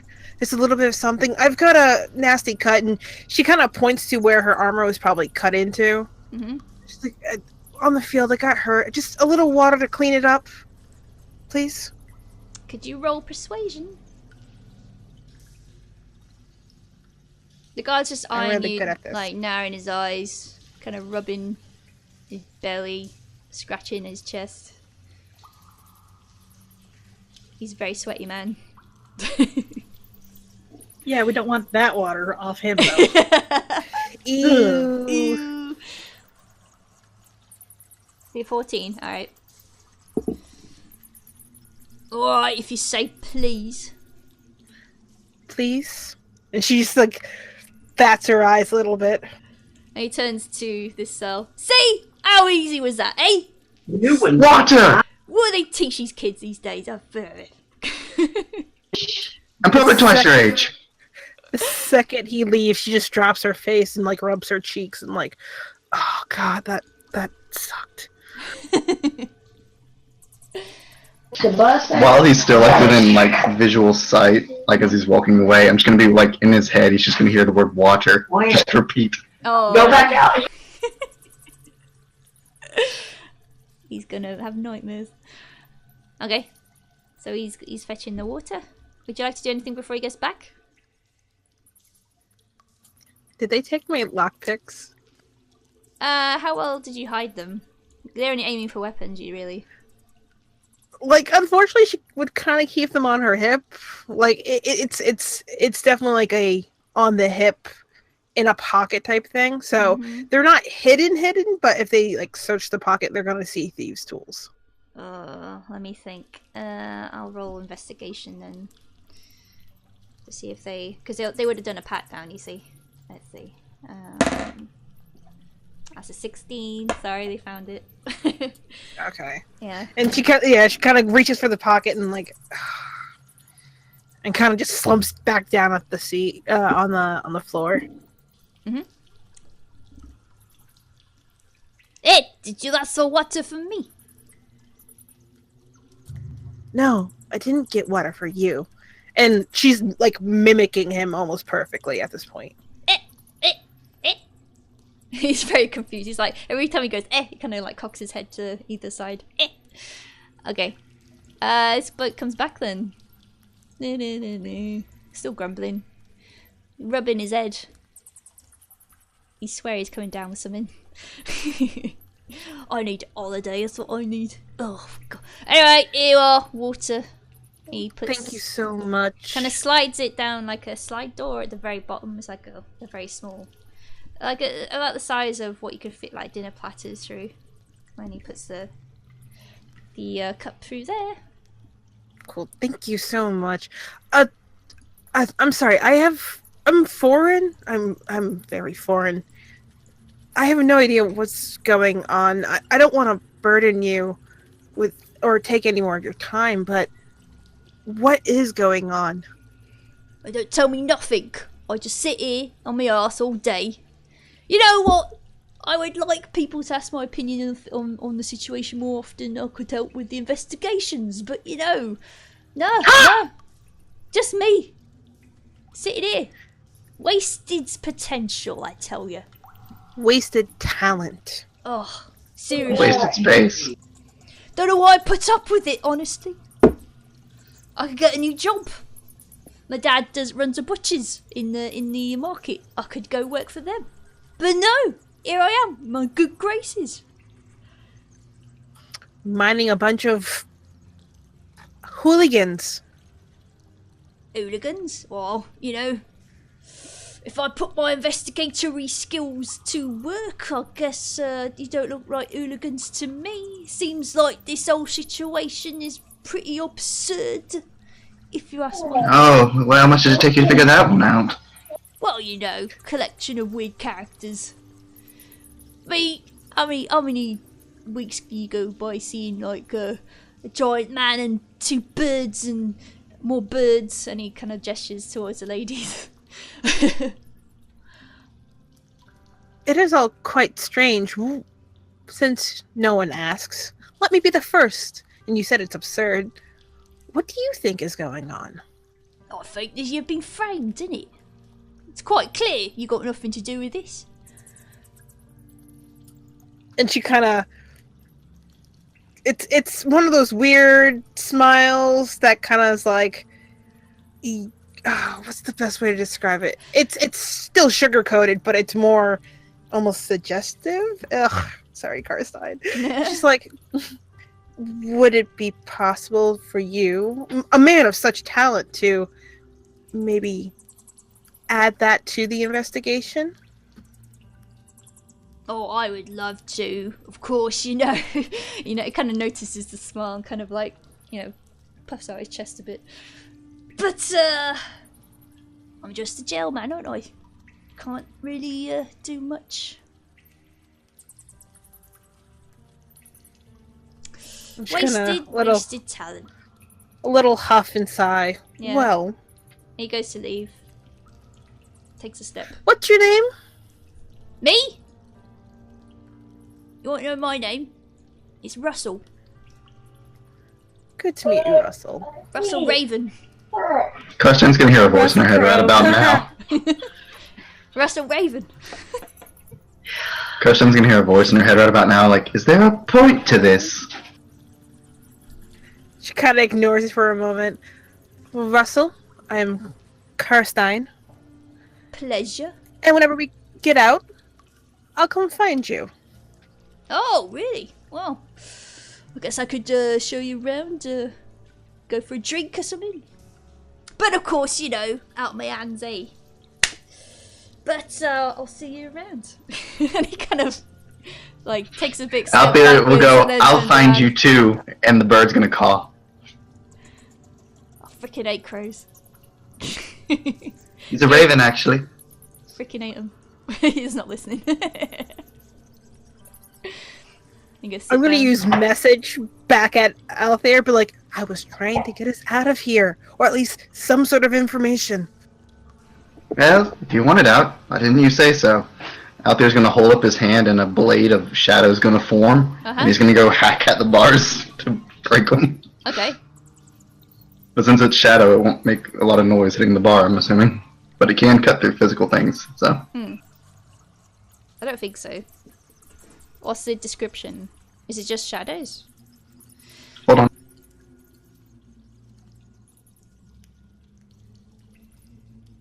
You weave together threads of shadow to create a sword of solidified gloom in your hand. The magic sword lasts until the spell ends. It counts as a simple melee weapon with which you are proficient. It deals psychic damage on a hit and has the finesse, light, and thrown properties. Okay. In addition, when you use the sword to attack the target that is in dim light or darkness, you make the roll with advantage. Alright, well, I'll say attacking it, damaging it, won't make sound, but if it moves, if the door moves, there's a sound. Obviously, by its own, like, you know, on the... Live what? I had to wake him up. That's acceptable. Yeah. Okay. Because the hinges would creak and whatnot. So what am I doing? So... But more so I just wanted to, like, cut the bars so there's a little space and just squeeze through. Do you have to roll anything, or it just happens? I mean, it essentially it works the same way as if I were trying to break the bars with a normal weapon, so I guess I'd roll. Yeah, okay. Please do then.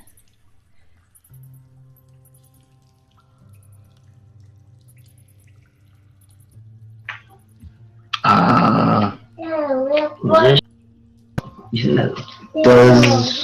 Hold on.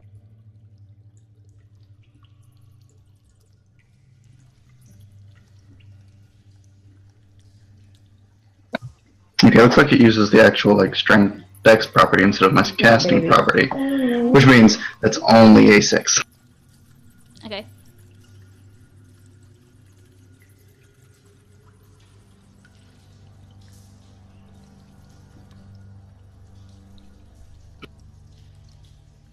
Anything happen? Oh, was it a 6? Yes. Okay. You see like slices on the metal of the bar, but it's not that deep at all. He'll reach out his other hand that's not holding the sword and use his Ray of Frost cantrip to kind of like try and make the bars cold and brittle, and then go at it again. Okay. And we come out of it. Wait, am I in dim light at all? Like, is it dim in here? Or? Well, it's lit with candles. So it's not bright. It's not bright, but it's. So would I get the advantage that the spell gives me? No. Like I said, there's 3 candles right here. Like, there's one here. There's one here. So the room is lit. It's like a warm. It's not dim because you can see clearly. I also think the advantage comes from the thing not being able to see it. Yeah. That's fair. A couple $100. Right? I will say, if you've made the metal brittle with Ray of Frost first, then you will get an advantage on that.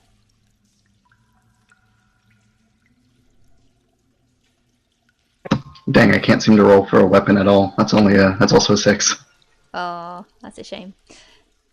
There's more scratches, it's slightly deeper, but sadly not enough. Can I keep trying? No. Because there's someone coming down the hall.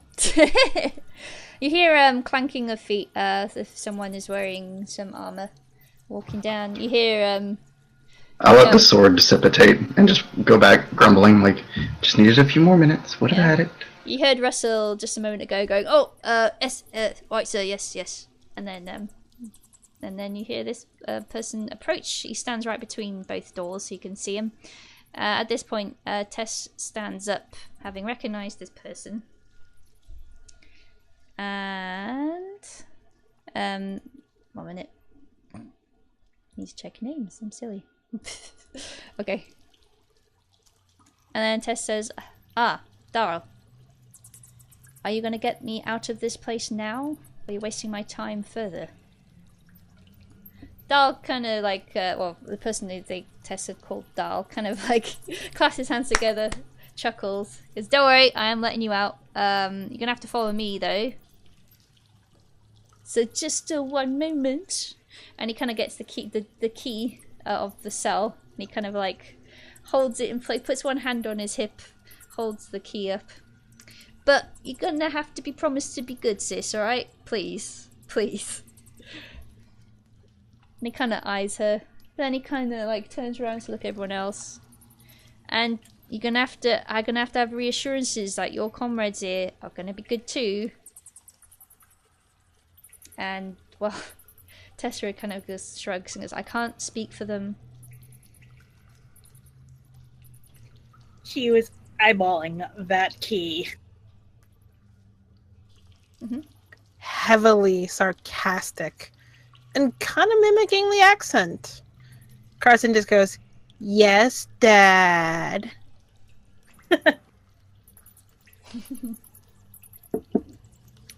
You kind of perk his interest a bit, like the spirited, like, cheekiness of it.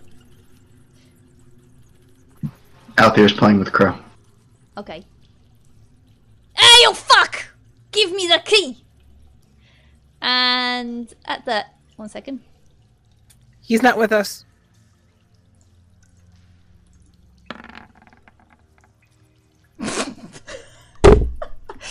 Tess walks up to Kiar, punches him, and he's knocked out cold.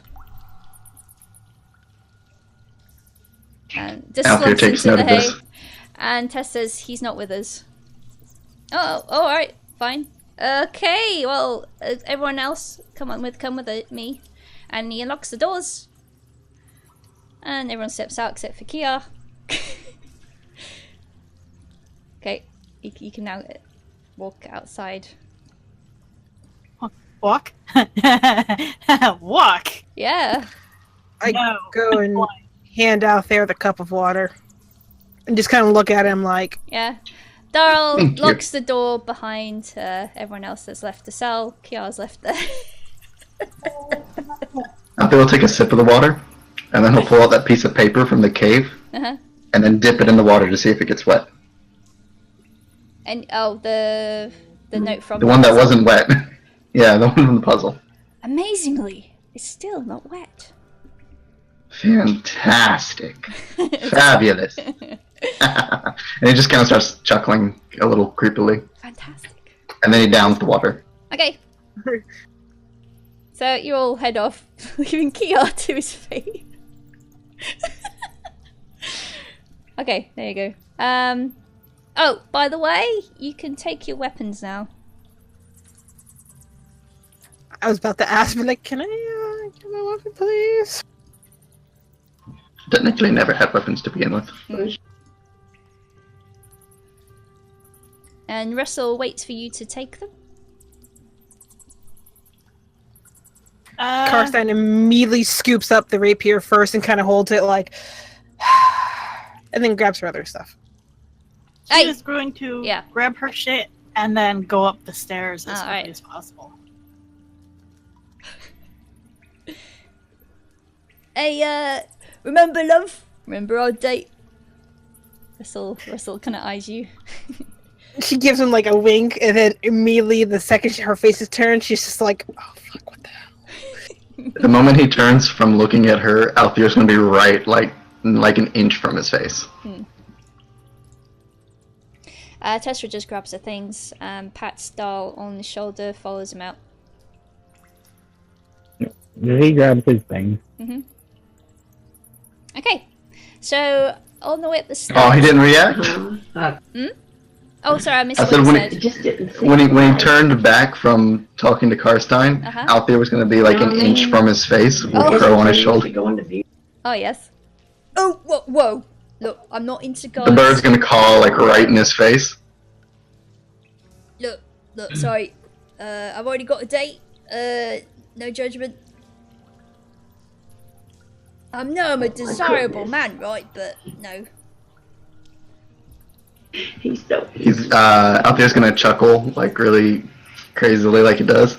hold up the water glass, hand it to him, and then he's gonna pat him on the side of the face. But when he does, like he's just gonna feel like cold, like a very foreboding cold. Oh, that's just. And then Althier's gonna join everybody. That's just not right. And then he's just gonna hear a few voices in his head as I'm leaving that just whisper, "Death, death, be afraid." Oh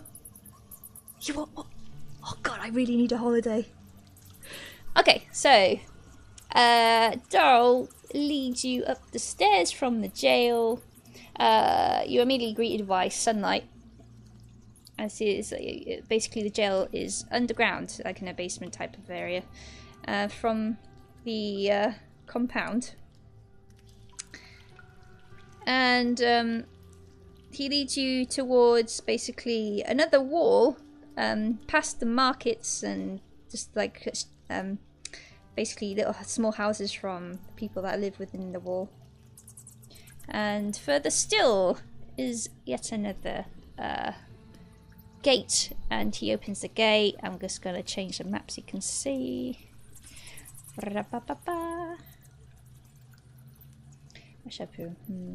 Okay, do this. I'll just mark you. I'll just mark where you are. So you currently were. Please drawing. Thank you. All right, where are you? So this. Basically, the largest wall, the rectangular one, is where you initially came from.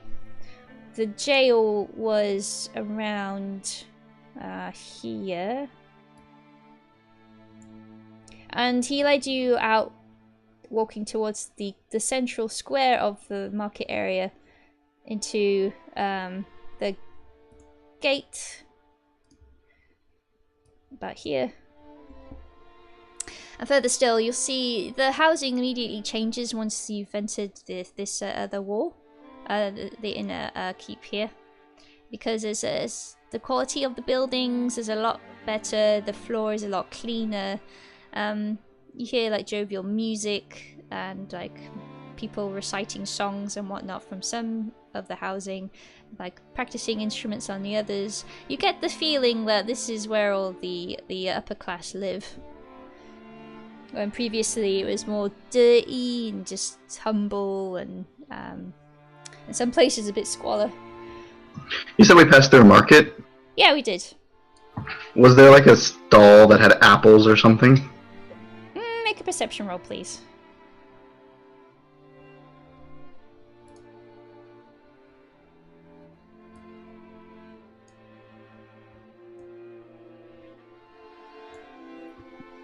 $13? Okay, you do spot some apples, but you're too far away to grab any. Dang it. But noted, eh? There are apples here. But, okay, as I'm a little bit past, I'm going to have Crow fly back and just snag one as like a flyby and then bring it around to me. Okay. Crows are fast, so he can just do it. Oi! Why am I not making butt? That's what you hear from behind you. Okay. Althea will definitely chuckle. 1 minute.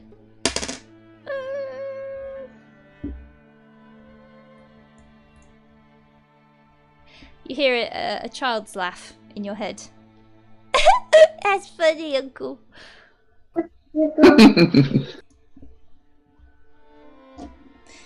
Okay.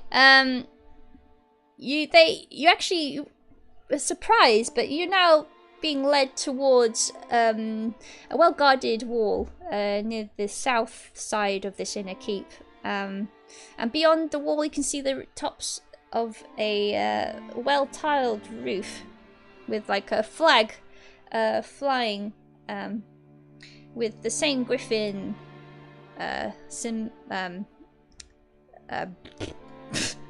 it's words! The same as griffin You're doing great with them, Link. No, I'm not. Look at this, I'm just Words. I need to use them. With the symbol of the griffin still on the coat of arms. There you go. That's what I wanted to say.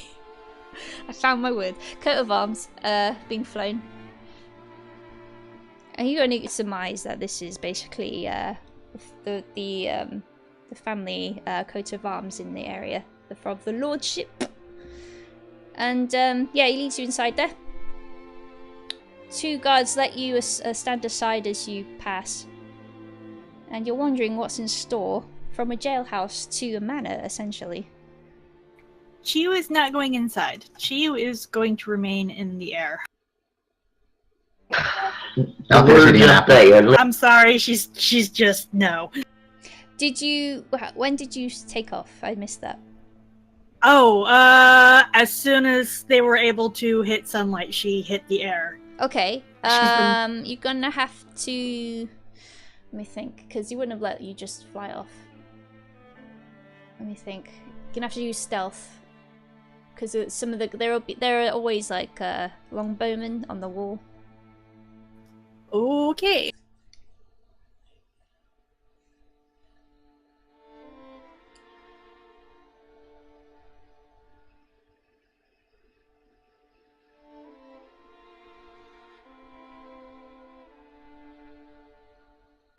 Yeah, she'll be seen. Okay, yeah, you'll be seen. Let me think though. One will take a shot at you. She's not flying away, she's just getting into the air. Oh, this guy doesn't know that though. Oh, yeah.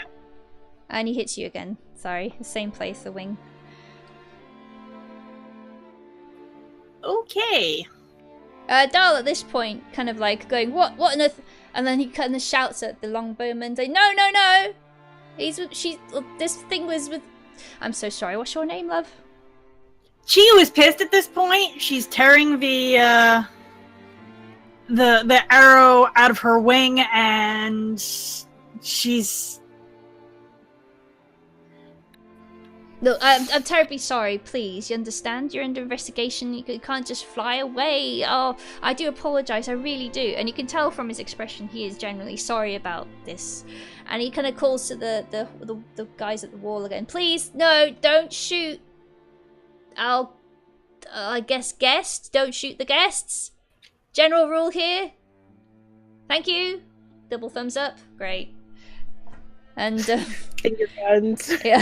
Finger gun. Karstein's gonna go over to Chew and be like, kind of like push him out of the way and kind of look her over like, listen, I know you didn't like it down there. You can't take off.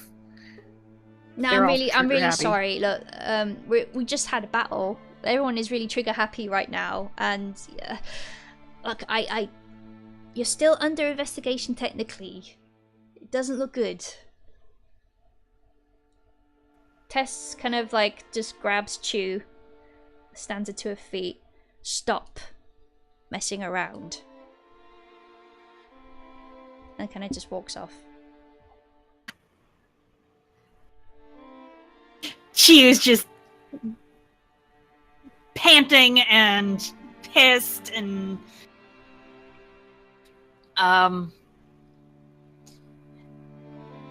you are fixing Chiyu's wing now.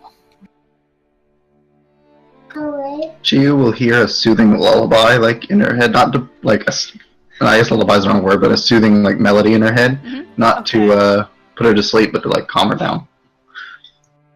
Okay. She'll relax a bit, but she's still not quite agitated. I'll have a nurse take a look at this wing as we will get to a more secluded place to have a private meeting, which is where I'm taking you. Dahl says, and she kind of puts his hand on your small shoulder. She shrugs it off. Look, please, just try to calm down. Be answering also what stolen was. You will find this out soon. I can't talk in the open. Please understand. She'll ruffle her feathers and then follow behind. Okay. Picklebird wants to ride on shoulder.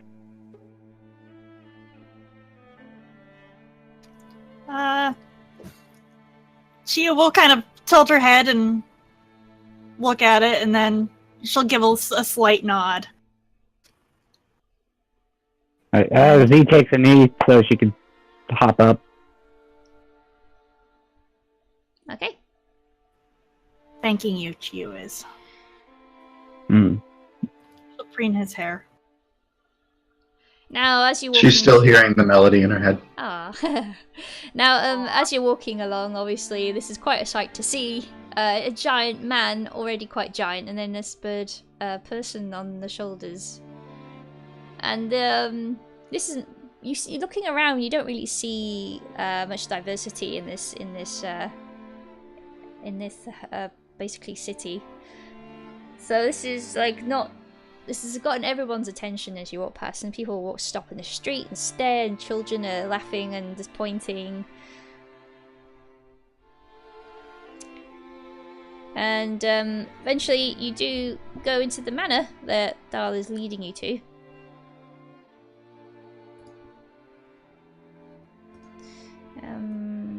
Let me see.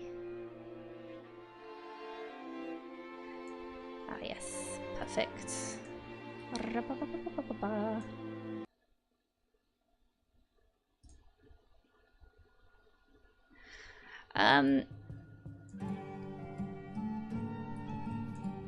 You are led inside a quite cozy dining hall. There are like manservants either side of the door as you enter, and they both bow quite gracefully, and without saying a word, offer their hand forward to just gesture to please sit. Before you, on a long wooden table, is a collection of various foods. The smell hits you immediately as you enter. And for once, you realise this is quite nice. You haven't, in all of your journeys so far, had this opportunity to feast. In fact, you don't really remember the last time you ate properly. Not a full meal besides drink. And there's a nice warmth to the room, as if it's been preheated, so to speak. So yeah, take the opportunity to relax. Dahl kind of like just apologise once more for Chiu's injury, but implores them to please just take this moment, please, just to chill out as he leaves. And he said he will be back with mosquito, bugger off. It's not attacking me. To take this moment as for just to collect themselves as he collects other people to have a meeting. And off he goes. Tessera, not missing a beat, just sees her favourite meal right in dead centre of the table and goes straight for it. Sits down as if just walking into a home. All comfortable, like, tucks in. Out there will hop up on a chair, but not sitting. He'll crouch on it with his feet, like he's crouching on the ground, and then he'll have a random bowl that nobody's messing with. Have Crow kind of dive into that and enjoy itself, and he'll just kind of pick foods here and there. Okay. Chiu will slide off of Z's shoulder with a final preen of his hair, and Chiu is thanking you. And she'll take a seat as well. Okay. Ah, you're welcome. And Z will take a seat.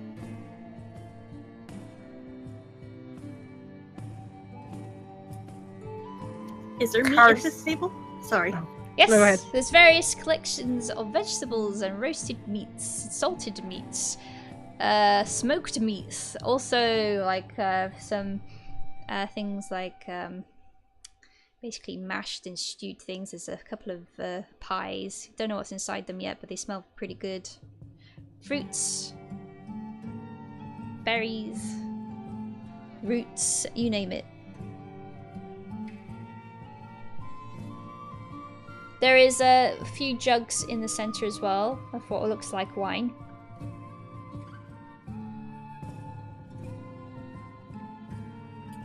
Carson's gonna sort through the Whoops, hang on.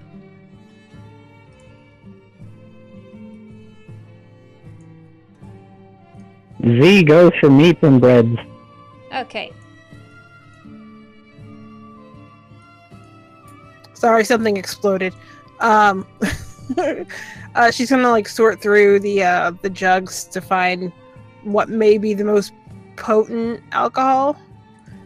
It's And literally kinda- just from what you can tell, it's wine coloured.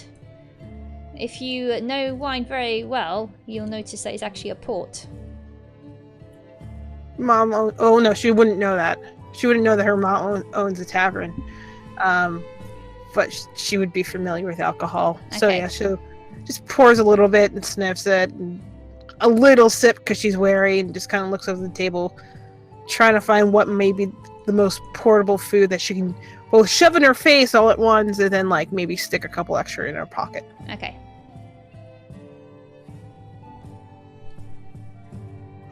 While out there is eating, he'll be doing the usual, like, yes, this is good. No, you're right. That was better, but this is still pretty good.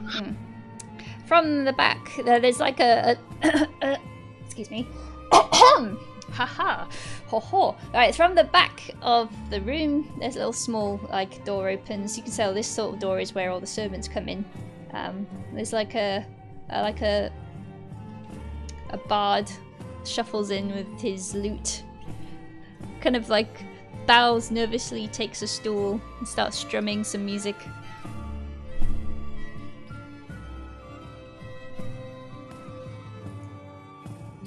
Tess, are you some high class family kid? She's just kind of not annoyed, but just like she clearly doesn't look like she's happy in this area. This is not the life I chose. I've made my own life for myself. But yes, this is where my family grew up.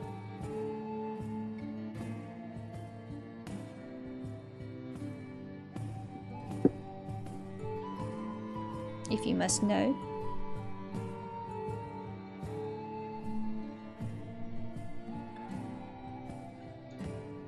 Why, do you have any questions? No, just it's kind of nice. Even though she says it just doesn't sound sincere, but she's not happy about it.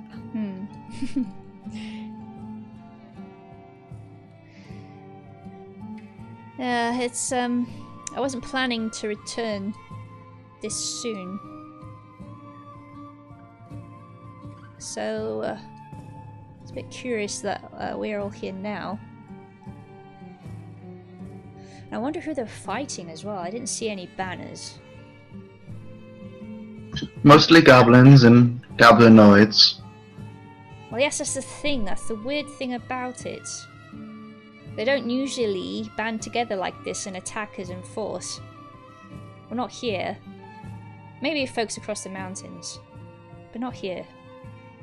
It's very unusual.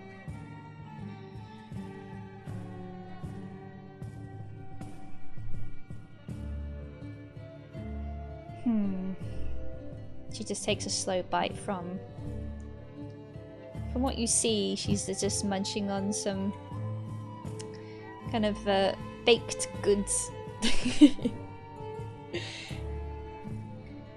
Karstein kind of thinks for a moment. They don't band together usually. They're usually not from this area. It could be a lack of food, some larger threat pushing them out of their home. Perhaps. Or something large and evil getting them together to destroy you. It's always a possibility. Destroy us. Well, that's I don't know. Last time I was here, there was lots of political infighting. But they're humans, not goblins. I didn't see any of Humans that. will fall to using any evil to get their desires fulfilled. If it's politics again, I'm at a loss. One of the reasons why I left, not interested at all. Well, I guess I have no choice now.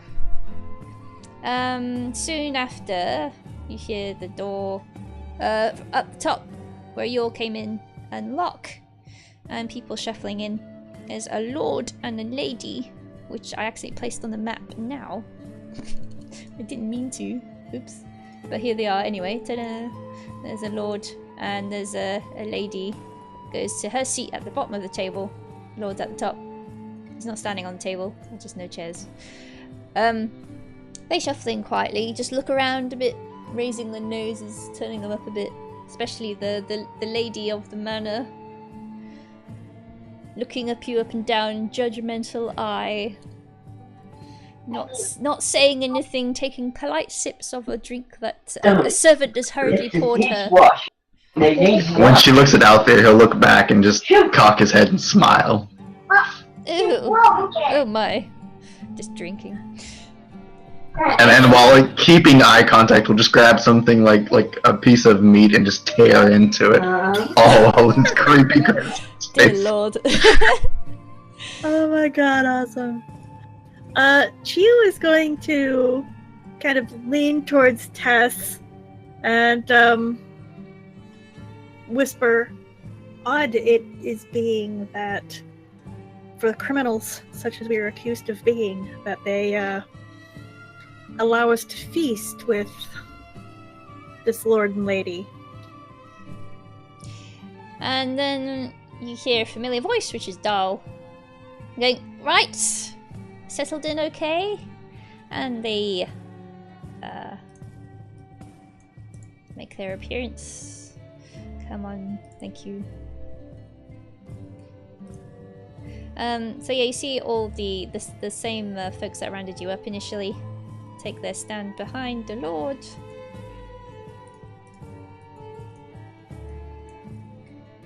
There you go. And let me just switch over to a thing. Boop.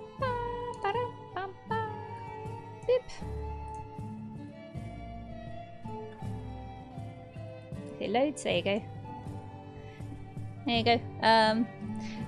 It's plain, without any need to roll perception, that they're all related. Especially the young man in the middle, who seems to be quite highly resembles your Tess here.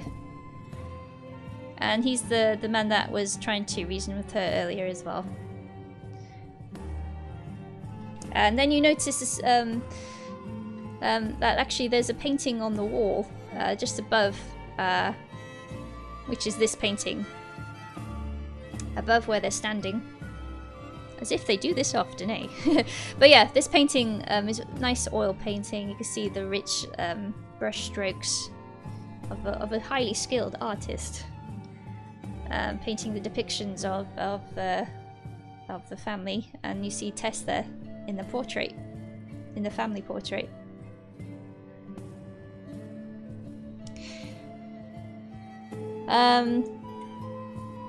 So after just taking a stand near their lord, the lord just kind of doesn't say anything at the moment, just kind of just tucks in and just lets the basically Eric step forward and explain the situation.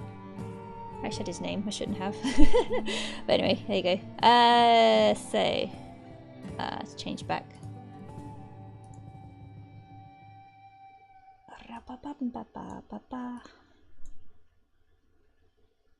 Cool, there we go. Zoom in.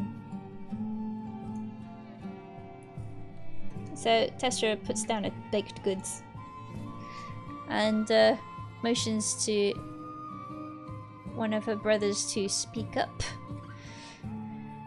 So are you going to tell us what this is all about? Why are you wasting our time? The taller woman by Darrell kind of grunts a bit and just, please just quieten down. We don't want another argument just as you return. And the brother that looks resembles mostly to Tess kind of like raises his hand to just keep the peace, steps forward. So, okay. To put it simply, there was a misunderstanding. Obviously. I told you this. Obviously, Tess says, rolling her eyes. Just unfortunate, honestly. A bunch of guards noticed strangers in the battlefield. We were sent to investigate. Not long before, there was a theft of a very prized family heirloom that we could not let go. Unfortunately, it has been let go. We cannot find it. It has not been retrieved. So we've been gathering all the suspects. You were one of them. Unbeknownst to us, we would have laughed it off if we'd known it was you, but our hands were tied. Hey, you weren't in that jail very long, were you? Darla kind of jests there about the short amount of time that you were in the jail. The youngest looking girl just behind the man that had stepped forward kind of like waves to Tess. Like not saying anything, just waves. She's very glad to see her apparently.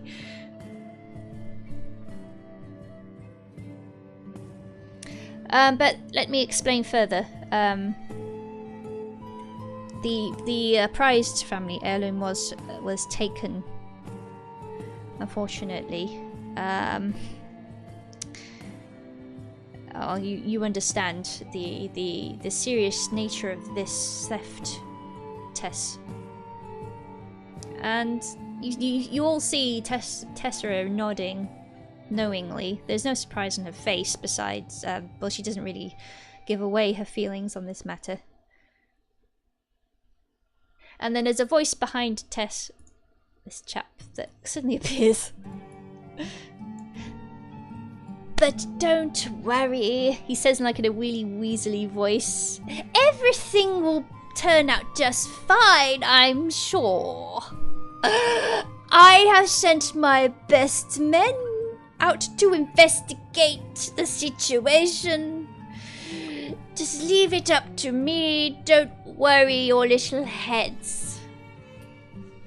Can I full on? Because Carsign hears that as just pure bullshit. Yeah, out there as well, actually. Can insight? You can't bullshit a shitter, so, you know, she's kind of like, so can I do an insight check? Yeah, go ahead. I got a 19. Oh, yeah, okay. He's bullshitting. Yeah, I'd like to roll. We both got 19. Yeah, There we go. he is. We are the bullshitting. indomitable duo right here. We got this. You can God damn see. You can see from the siblings' expressions that they don't believe him either. In He's fact, lying. What? Just so you know, he's lying. Excuse me, who are you? I'm Althea. Right out. Who? I Pleasure. believe you're stranger to this realm. Please don't talk to me this way. Do you know who I am? I don't care what you want. So shut your face. You're a liar.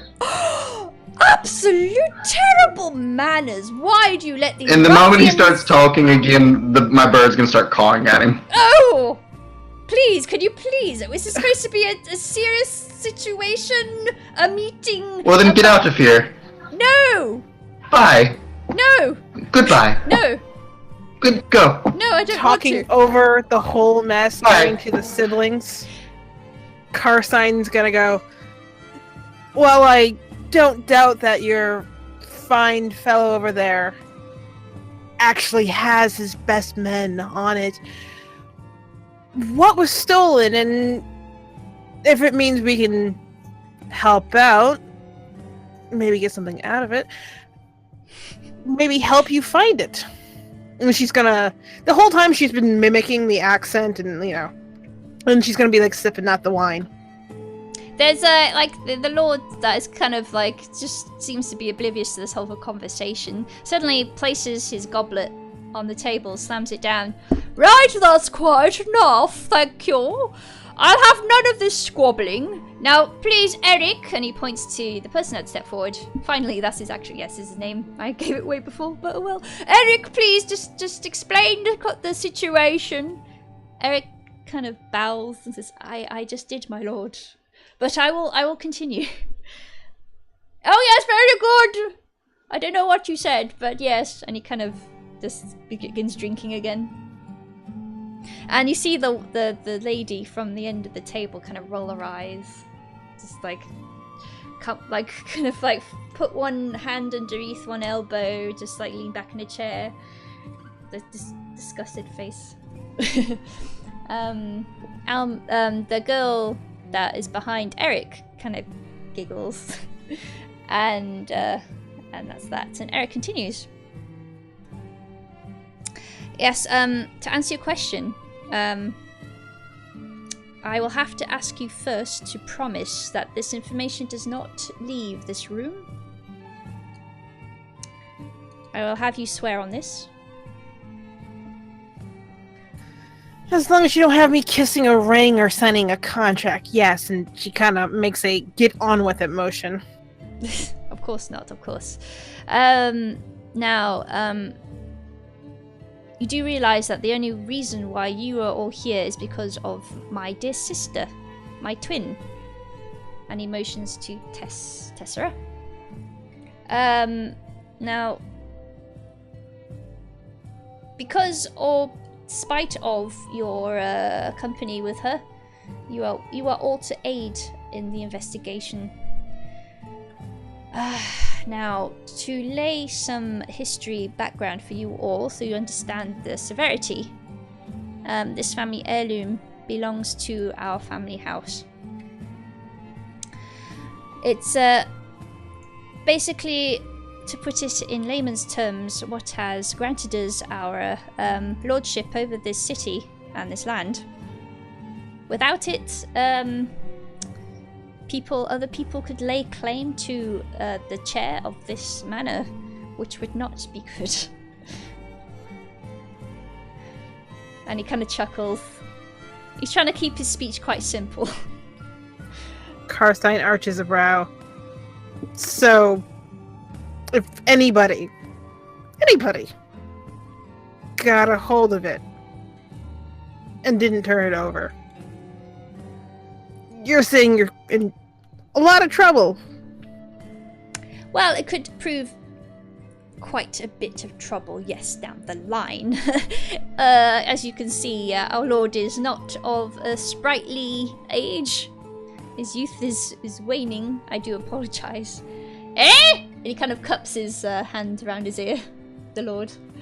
What did you say, lad? Oh, no, not to worry, sir, sire. But he has no heir, and without this this item, he cannot name an heir himself. You see, so whoever has claimed this item in a shady manner could cause trouble for us when the time Like comes. mid-arguing with the liar across the table, out there is just going to kind of like turn over. Would this by chance have anything to do with the goblins attacking? Somebody causing the trouble to get it, and then now using it to potentially kill him and take over. So these are all possibilities. And then, like, as soon as he finished talking, he turns back and he's arguing with the guy again. You see, when you mention this sort of thing, the expression, just for a moment, the expression on the guy you're arguing with kind of freezes a bit, and then just he shakes his head. Just continues arguing. Out there takes very good note of this. You see the taller woman at the back, this lady, kind of puts a hand on her chin and thought, yes, this did cross my mind. Unfortunately, it seems like a very likely scenario considering the history of this place. And you may have noted that Tessera, and she kind of like pauses as she says it because she doesn't. You feel you sense like a kind of annoyance in her voice of Tessera's appearance here. kind of irked her. You might have noticed, Tessera, that goblins don't attack this place just for the whimsy. You know, we're trying to work out why they were all slaughtered so very easily. My thoughts exactly. Obviously, as a, well, I can't say friend, but my companion here with the interesting character has said, it seems like there's more to this situation. Again, mid argument with the liar, he's just gonna turn and a very high chance that the person is still in these walls, or yes, within these walls. Not specifically the castle, could be the fort walls, but probably the castle, considering.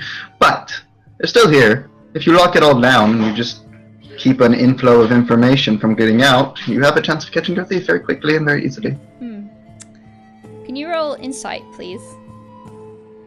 Certainly. Natural 20.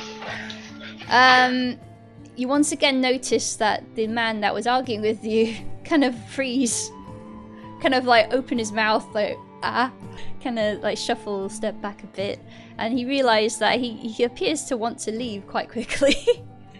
Nice. Now you want to leave, Mr. Liar? Why is that?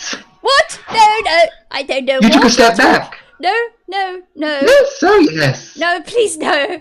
Okay, Tess stands up and eyes him. You will come here, and he goes and grabs him because he's right next to you. And they start, without any grace, kind of lifts him over her head, slams him onto the table, kind of drags him a little bit till some food is knocked off. Much to the complaints of the lady and lord. No, I like that pie. Oh, I wanted to eat that pie. Oh. And the person on the table kind of just whimpers and covers his face.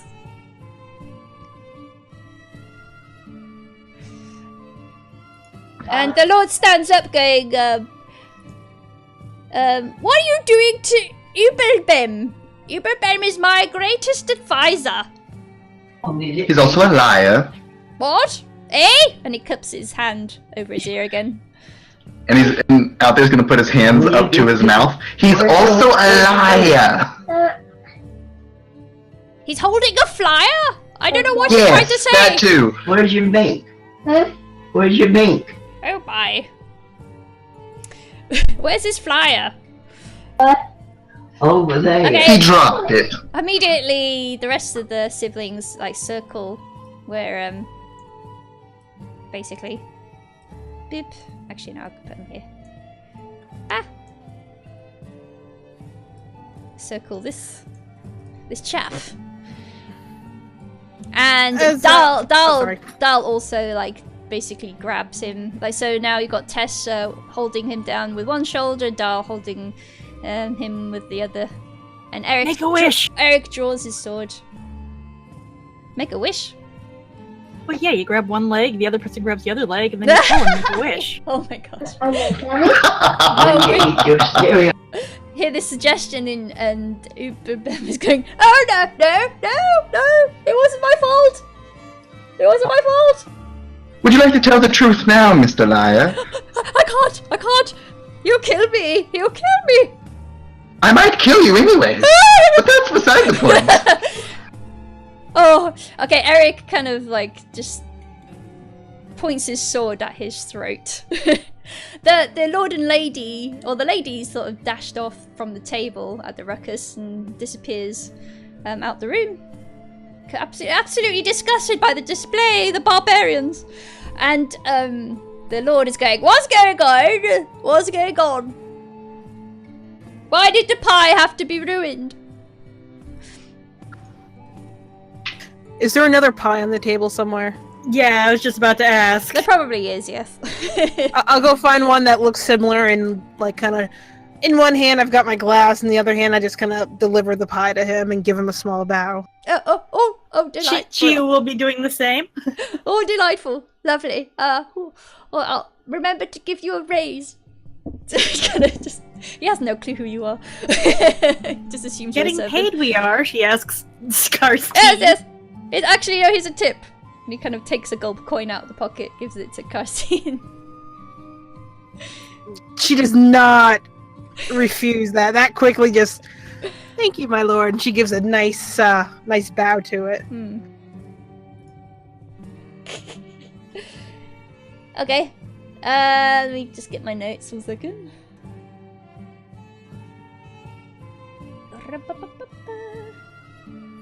Speaking up among the ruckus, you still haven't said what it is that was stolen.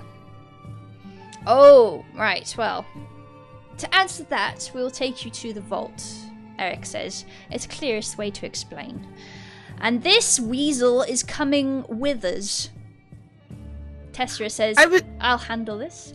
Grabs the collar, starts dragging him behind her as she basically walks out the room. He's like kicking his little legs, going, oh no! More food on the floor. But the Lord's quite happy just tucking in. I'll keep watch of our Lord, says the taller woman. He just stands by his side. And the rest followed Tess. What's everyone else doing? Out there, we'll grab like 2 or 3 more apples and a piece of bread. Lovely. Karstine follows suit. She's like, And- fuck this, and we'll fruit follow. earlier. Same. How many And we'll apples do you follow. have? Same with meat. How many apples do you have?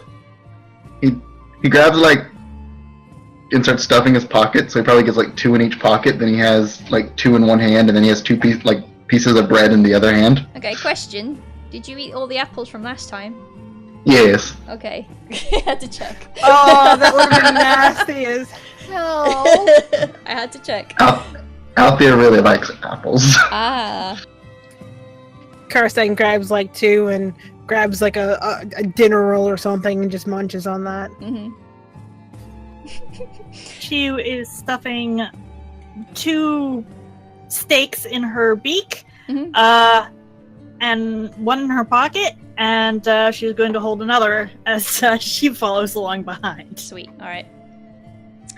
Okay. So Tess knows where she's going already. Eric is basically matching her step now by his side, just kind of glaring at the advisor.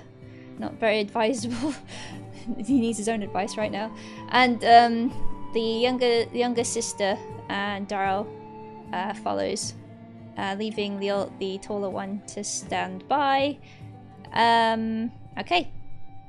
So they take you, as you follow, they take you down a very nice decorated hallway with lots of tapestries hung up, cloth tapestries, and paintings, various like old lords and ladies. Let's see. I've got to copy paste you, sorry. Let me do that now. And you enter a very heavily guarded stairwell, guarded from the top, and when let inside, this is like a tower that leads downwards into underground, basically. And you see like there's like it's very very very plain stone stairwell, curves around. And Quick question. Mhm. In the time that we were just sitting there and eating before everybody came in, would that have been a short rest? Well, you had a short rest in the jail. You didn't spend enough time to have a short rest in the dining hall. Darn. Because you were actively doing stuff and eating and whatnot, and keeping busy while everyone was marching in. While in the jail, you were quite rested and just had nothing to do. Alright, let's see. I understand that this sort of thing would count as a short rest, but I say there's not enough time to that particular scene. That's the wrong person. Boom. 2 seconds, sorry. Boom, why is this big? Stop. You are not a giant. They suddenly grow several feet tall. Okay, then you lot, you measly lot, okay.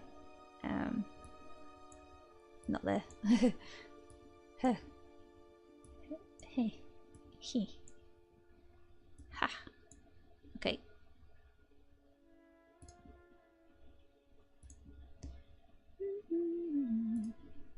Okay, so the entrance. Eric would have, like, for example, he would have been here and he would have stuck his hand in this weird hole and you would hear like various clicks and turns and finally a very satisfying loud and the door would open without a hitch and he would just step inside here. You do realise that from the curious holes on the floor that this would have been a horribly painful trap had he not have done that. And everyone steps inside. What was the advisor? I'm just grabbing. Little bastard got away. No! Sneaky bugger. Let him try to run. He would be dead as dead things. Right, copy.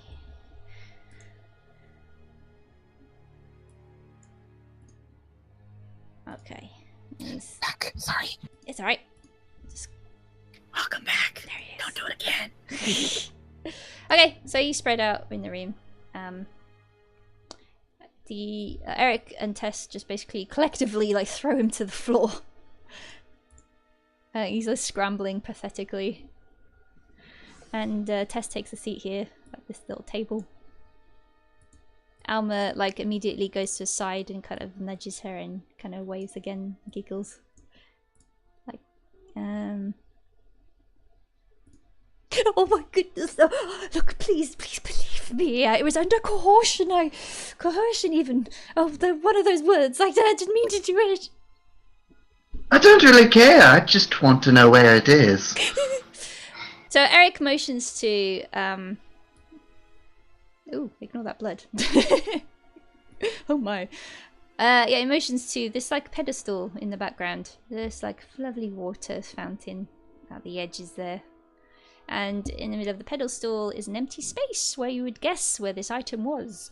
And he goes to, he points, gestures towards it and goes, well, this is where it was.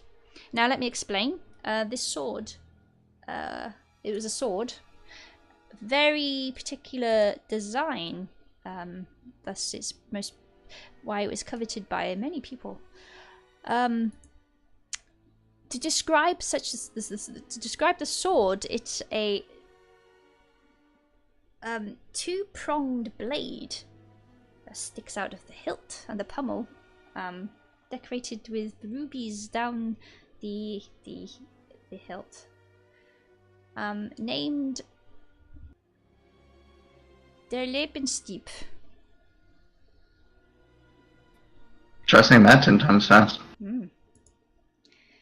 Yes, Der Lebenstieb was a very powerful weapon that kept the past house in power for a very long time. But apparently was stolen from them. So they claimed. Coincidentally came into the hands of our family during a war. And therefore had the power changed hands and our family house came into power. Convenient. Of course, this is a couple of generations ago, so I wasn't around then, of course. I don't think my father was. He just made me a child. Anyway, I digress. The point is,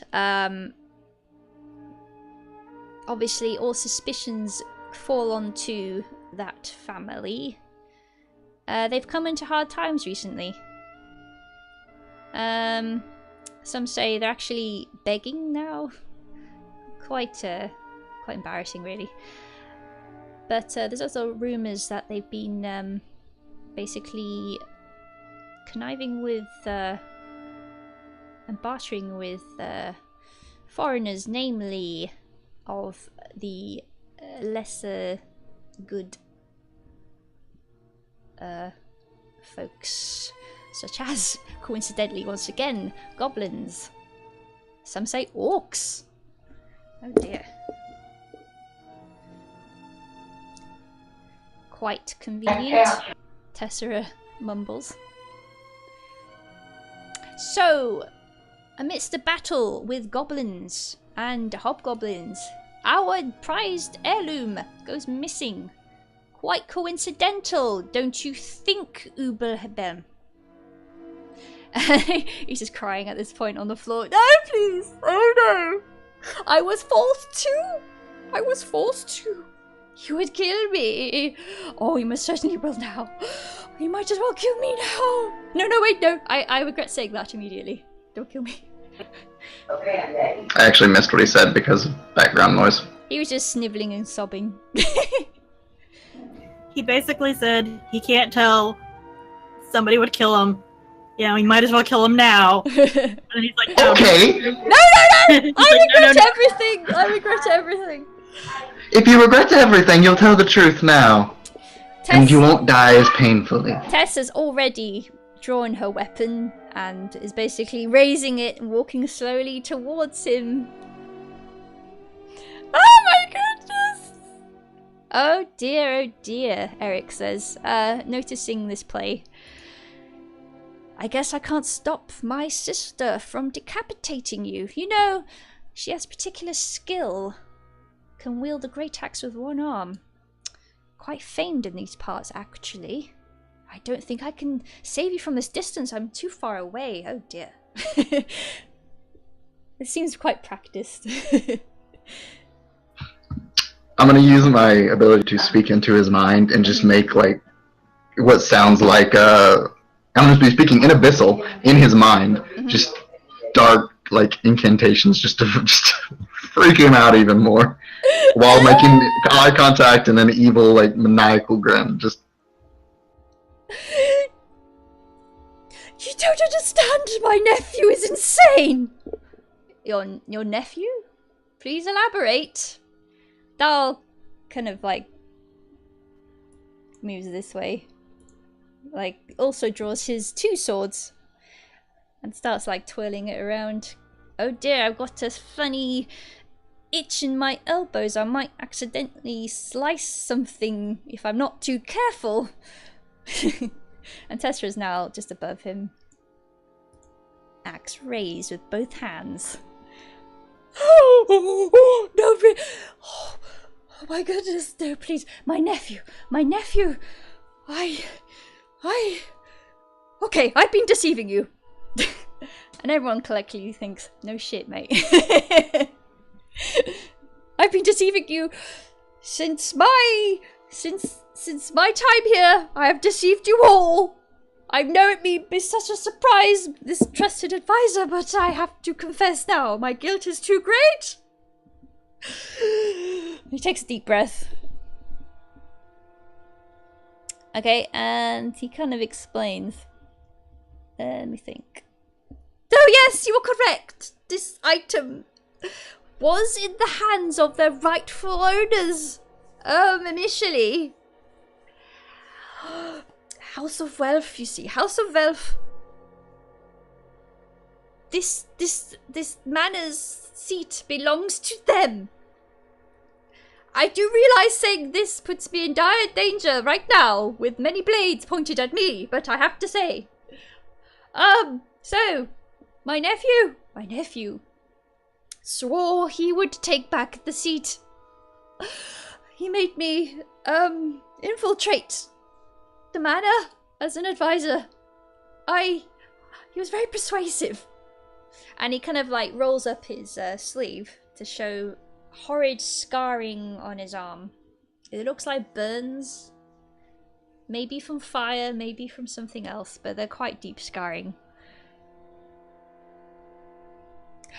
And, well, you see, he swore that he would take back the item, take back the power, bring honor to his house again. And he's been meddling and basically planning this for quite a while, and has taken allegiance with basically the Horde that lives usually under the mountain, and some of his methods are frightening. I do fear that since he possesses this sword, that he will continue. I can only blame his blood, you see. I don't know what my brother was thinking, taking an orc wife, but here you go. I guess it's his personal taste. And he kind of like crumples. He's kind of going a bit hysterical now, cupping his hands in his head in his hands. Well, this is quite the story, Eric says, lowering his sword. Looking around the group, Karstein kind of arches an eyebrow. I'm sorry, fat man. Did you say an orc wife? What? Oh, yes, my brother. He decided to make an alliance and thought marrying into one would be a good idea. So there you go. So your nephew is half orc. Well, yes, I think that's how it works. I'm just checking. Okay. Yes, well, he grew up to be quite a strapping lad.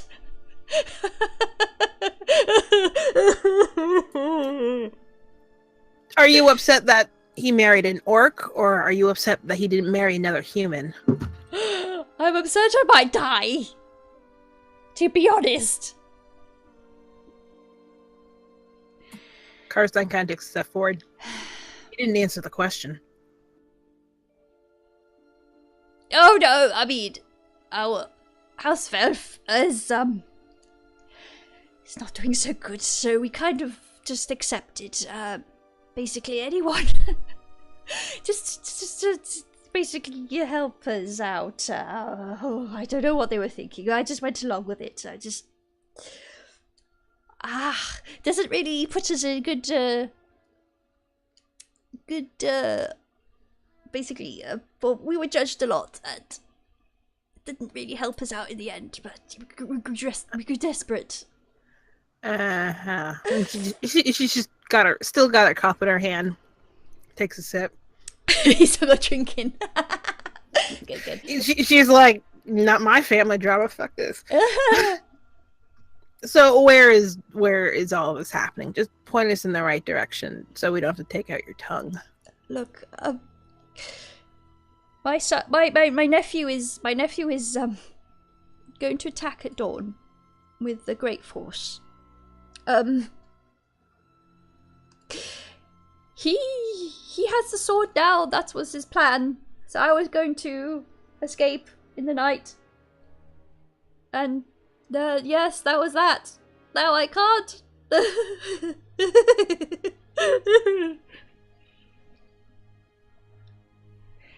Well, I've heard enough, Tess says, and lowers her axe onto his head. Dead. Okay. Before you do that, why not just throw him in the dungeon down below? I mean, no, he's quite dead. It's too late for that. Oh, that type of lower. I thought you just meant like kind of like leveled it. No, dead. Okay, gotcha. Never mind. He's dead. Karstein almost does like a spit take with her wine. Just no, Tess, please. Oh, why are you always like this, Tessera? Is the liar dead? Eric kind of like sighs, Wait, puts is that away who his just sword. To fill you in, he confessed all. His nephew is going to attack at dawn now that he has the sword. And he was going to escape at night, but he's now caught, so Tess had enough, chopped his head off. Oh, bugger! I was going to do that! You can take the head if you wish, you freak. Why would I want a head? It's pointless. There'll be more tomorrow. Well, okay. We don't really execute people like this. Thank you very much, Tessera. Very well. Anyway, apparently we need to prepare for a battle. Seems the quickest way to go about things, yes. Attack You go to what I war, said. you win the war, you take back the sword. Easy. Well, from their display today, I don't see why they'd even bother. Oh, it's certainly there's a trick up their sleeve. There's more to come. Something you're not quite expecting.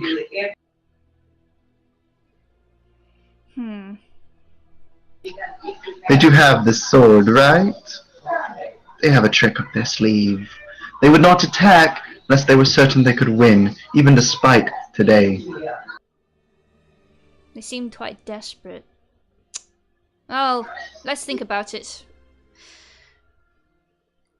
And then, kind of disturbed by the decapitation, kind of like the younger sister here goes up to Tess going, I think you should at least have a bath, or, you know, just to, unwind? I'll run you a bath. And then she kind of scurries off. And Eric just leaves, kind of, as he passes Tessera, he punches her. Tessera kind of like, her face just goes to the side. She doesn't say or move really.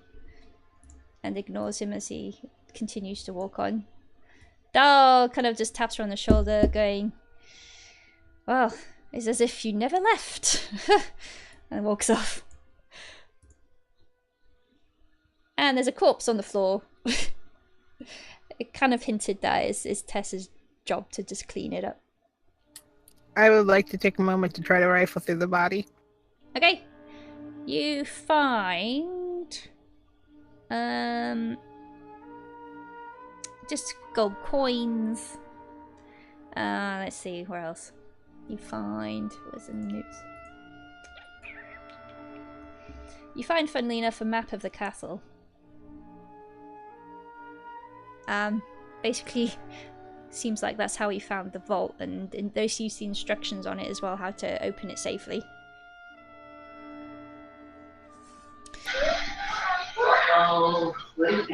Tess, was it?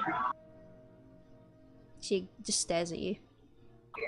Because I'm totally looking over Karstein's shoulder as she's rifling through things. Who knows how to open this vault?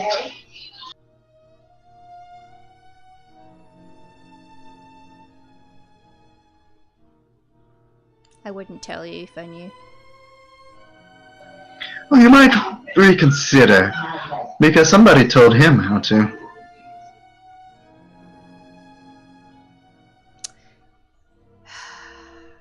Tessera picks up the head, raises it to your face. Don't mess with my family. I don't really care. Your threats are vague to me. What I'm saying is somebody that knows how to open this vault told the man that stole from you how to open this vault.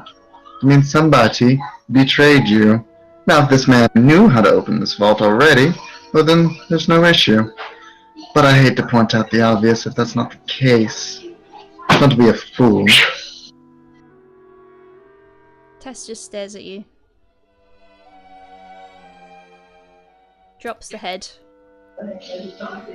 Picks up the ankle of the man. Drags his body out. A trail of blood. Karstein's hands kind of okay. I was done anyway.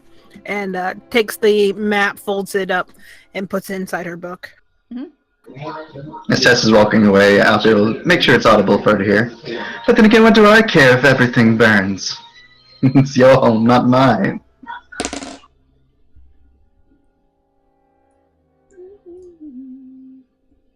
You hear another child voice. That's really mean. So is losing everything else, child. So is losing everything else. I don't like it. Nor do I. But some people need the cold facts to be awaken.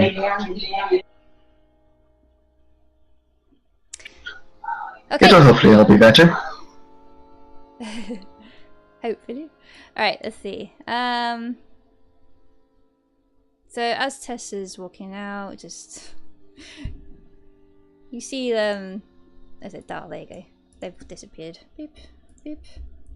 Dal's just waiting for everybody. Oh, Tess, come on. At least try to clean. Okay, I'll help you. Everybody else, and he kind of like does that, you know, round up motion where you like twirl your finger around in the air. Okay, listen up, please. I'm going to have some basically manor staff to prepare some rooms for you. Before that, since it's basically still quite a lot of the day still left to you, you're free to go to the markets. You know, just relax a bit, prepare, gather things that you need for tomorrow. I'm sorry, I did try to basically give you some basically space, but you will have some guards watching you. You know, you're still strangers here except for Tess. I mean, I'm sorry, but otherwise you're free to. Where did the liar live? Where did the liar live? Oh, he was in where the gentry are. Not the manor, just outside that area. Can you show me how to get there? Oh? He plans to go to wherever it is to meet them, or was supposed to tonight. There might be directions, information on how to get to them. Ah, gotcha. All right, I'll come with you then. That's a good idea. Fabulous. Lead the way. Okay. Is everyone else okay? Following... I'm gonna have to ask you to leave with me. Of course, I'm not gonna leave you in this vault by yourself. You do understand.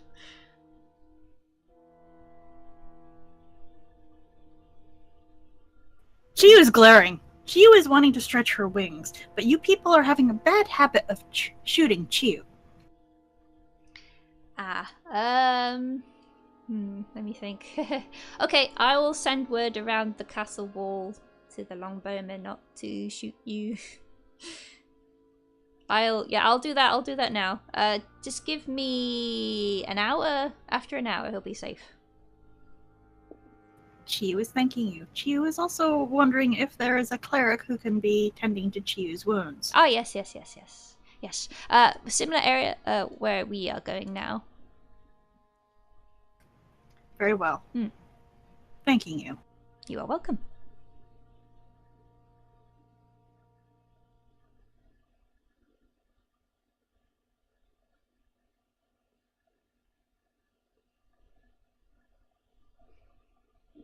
Okay.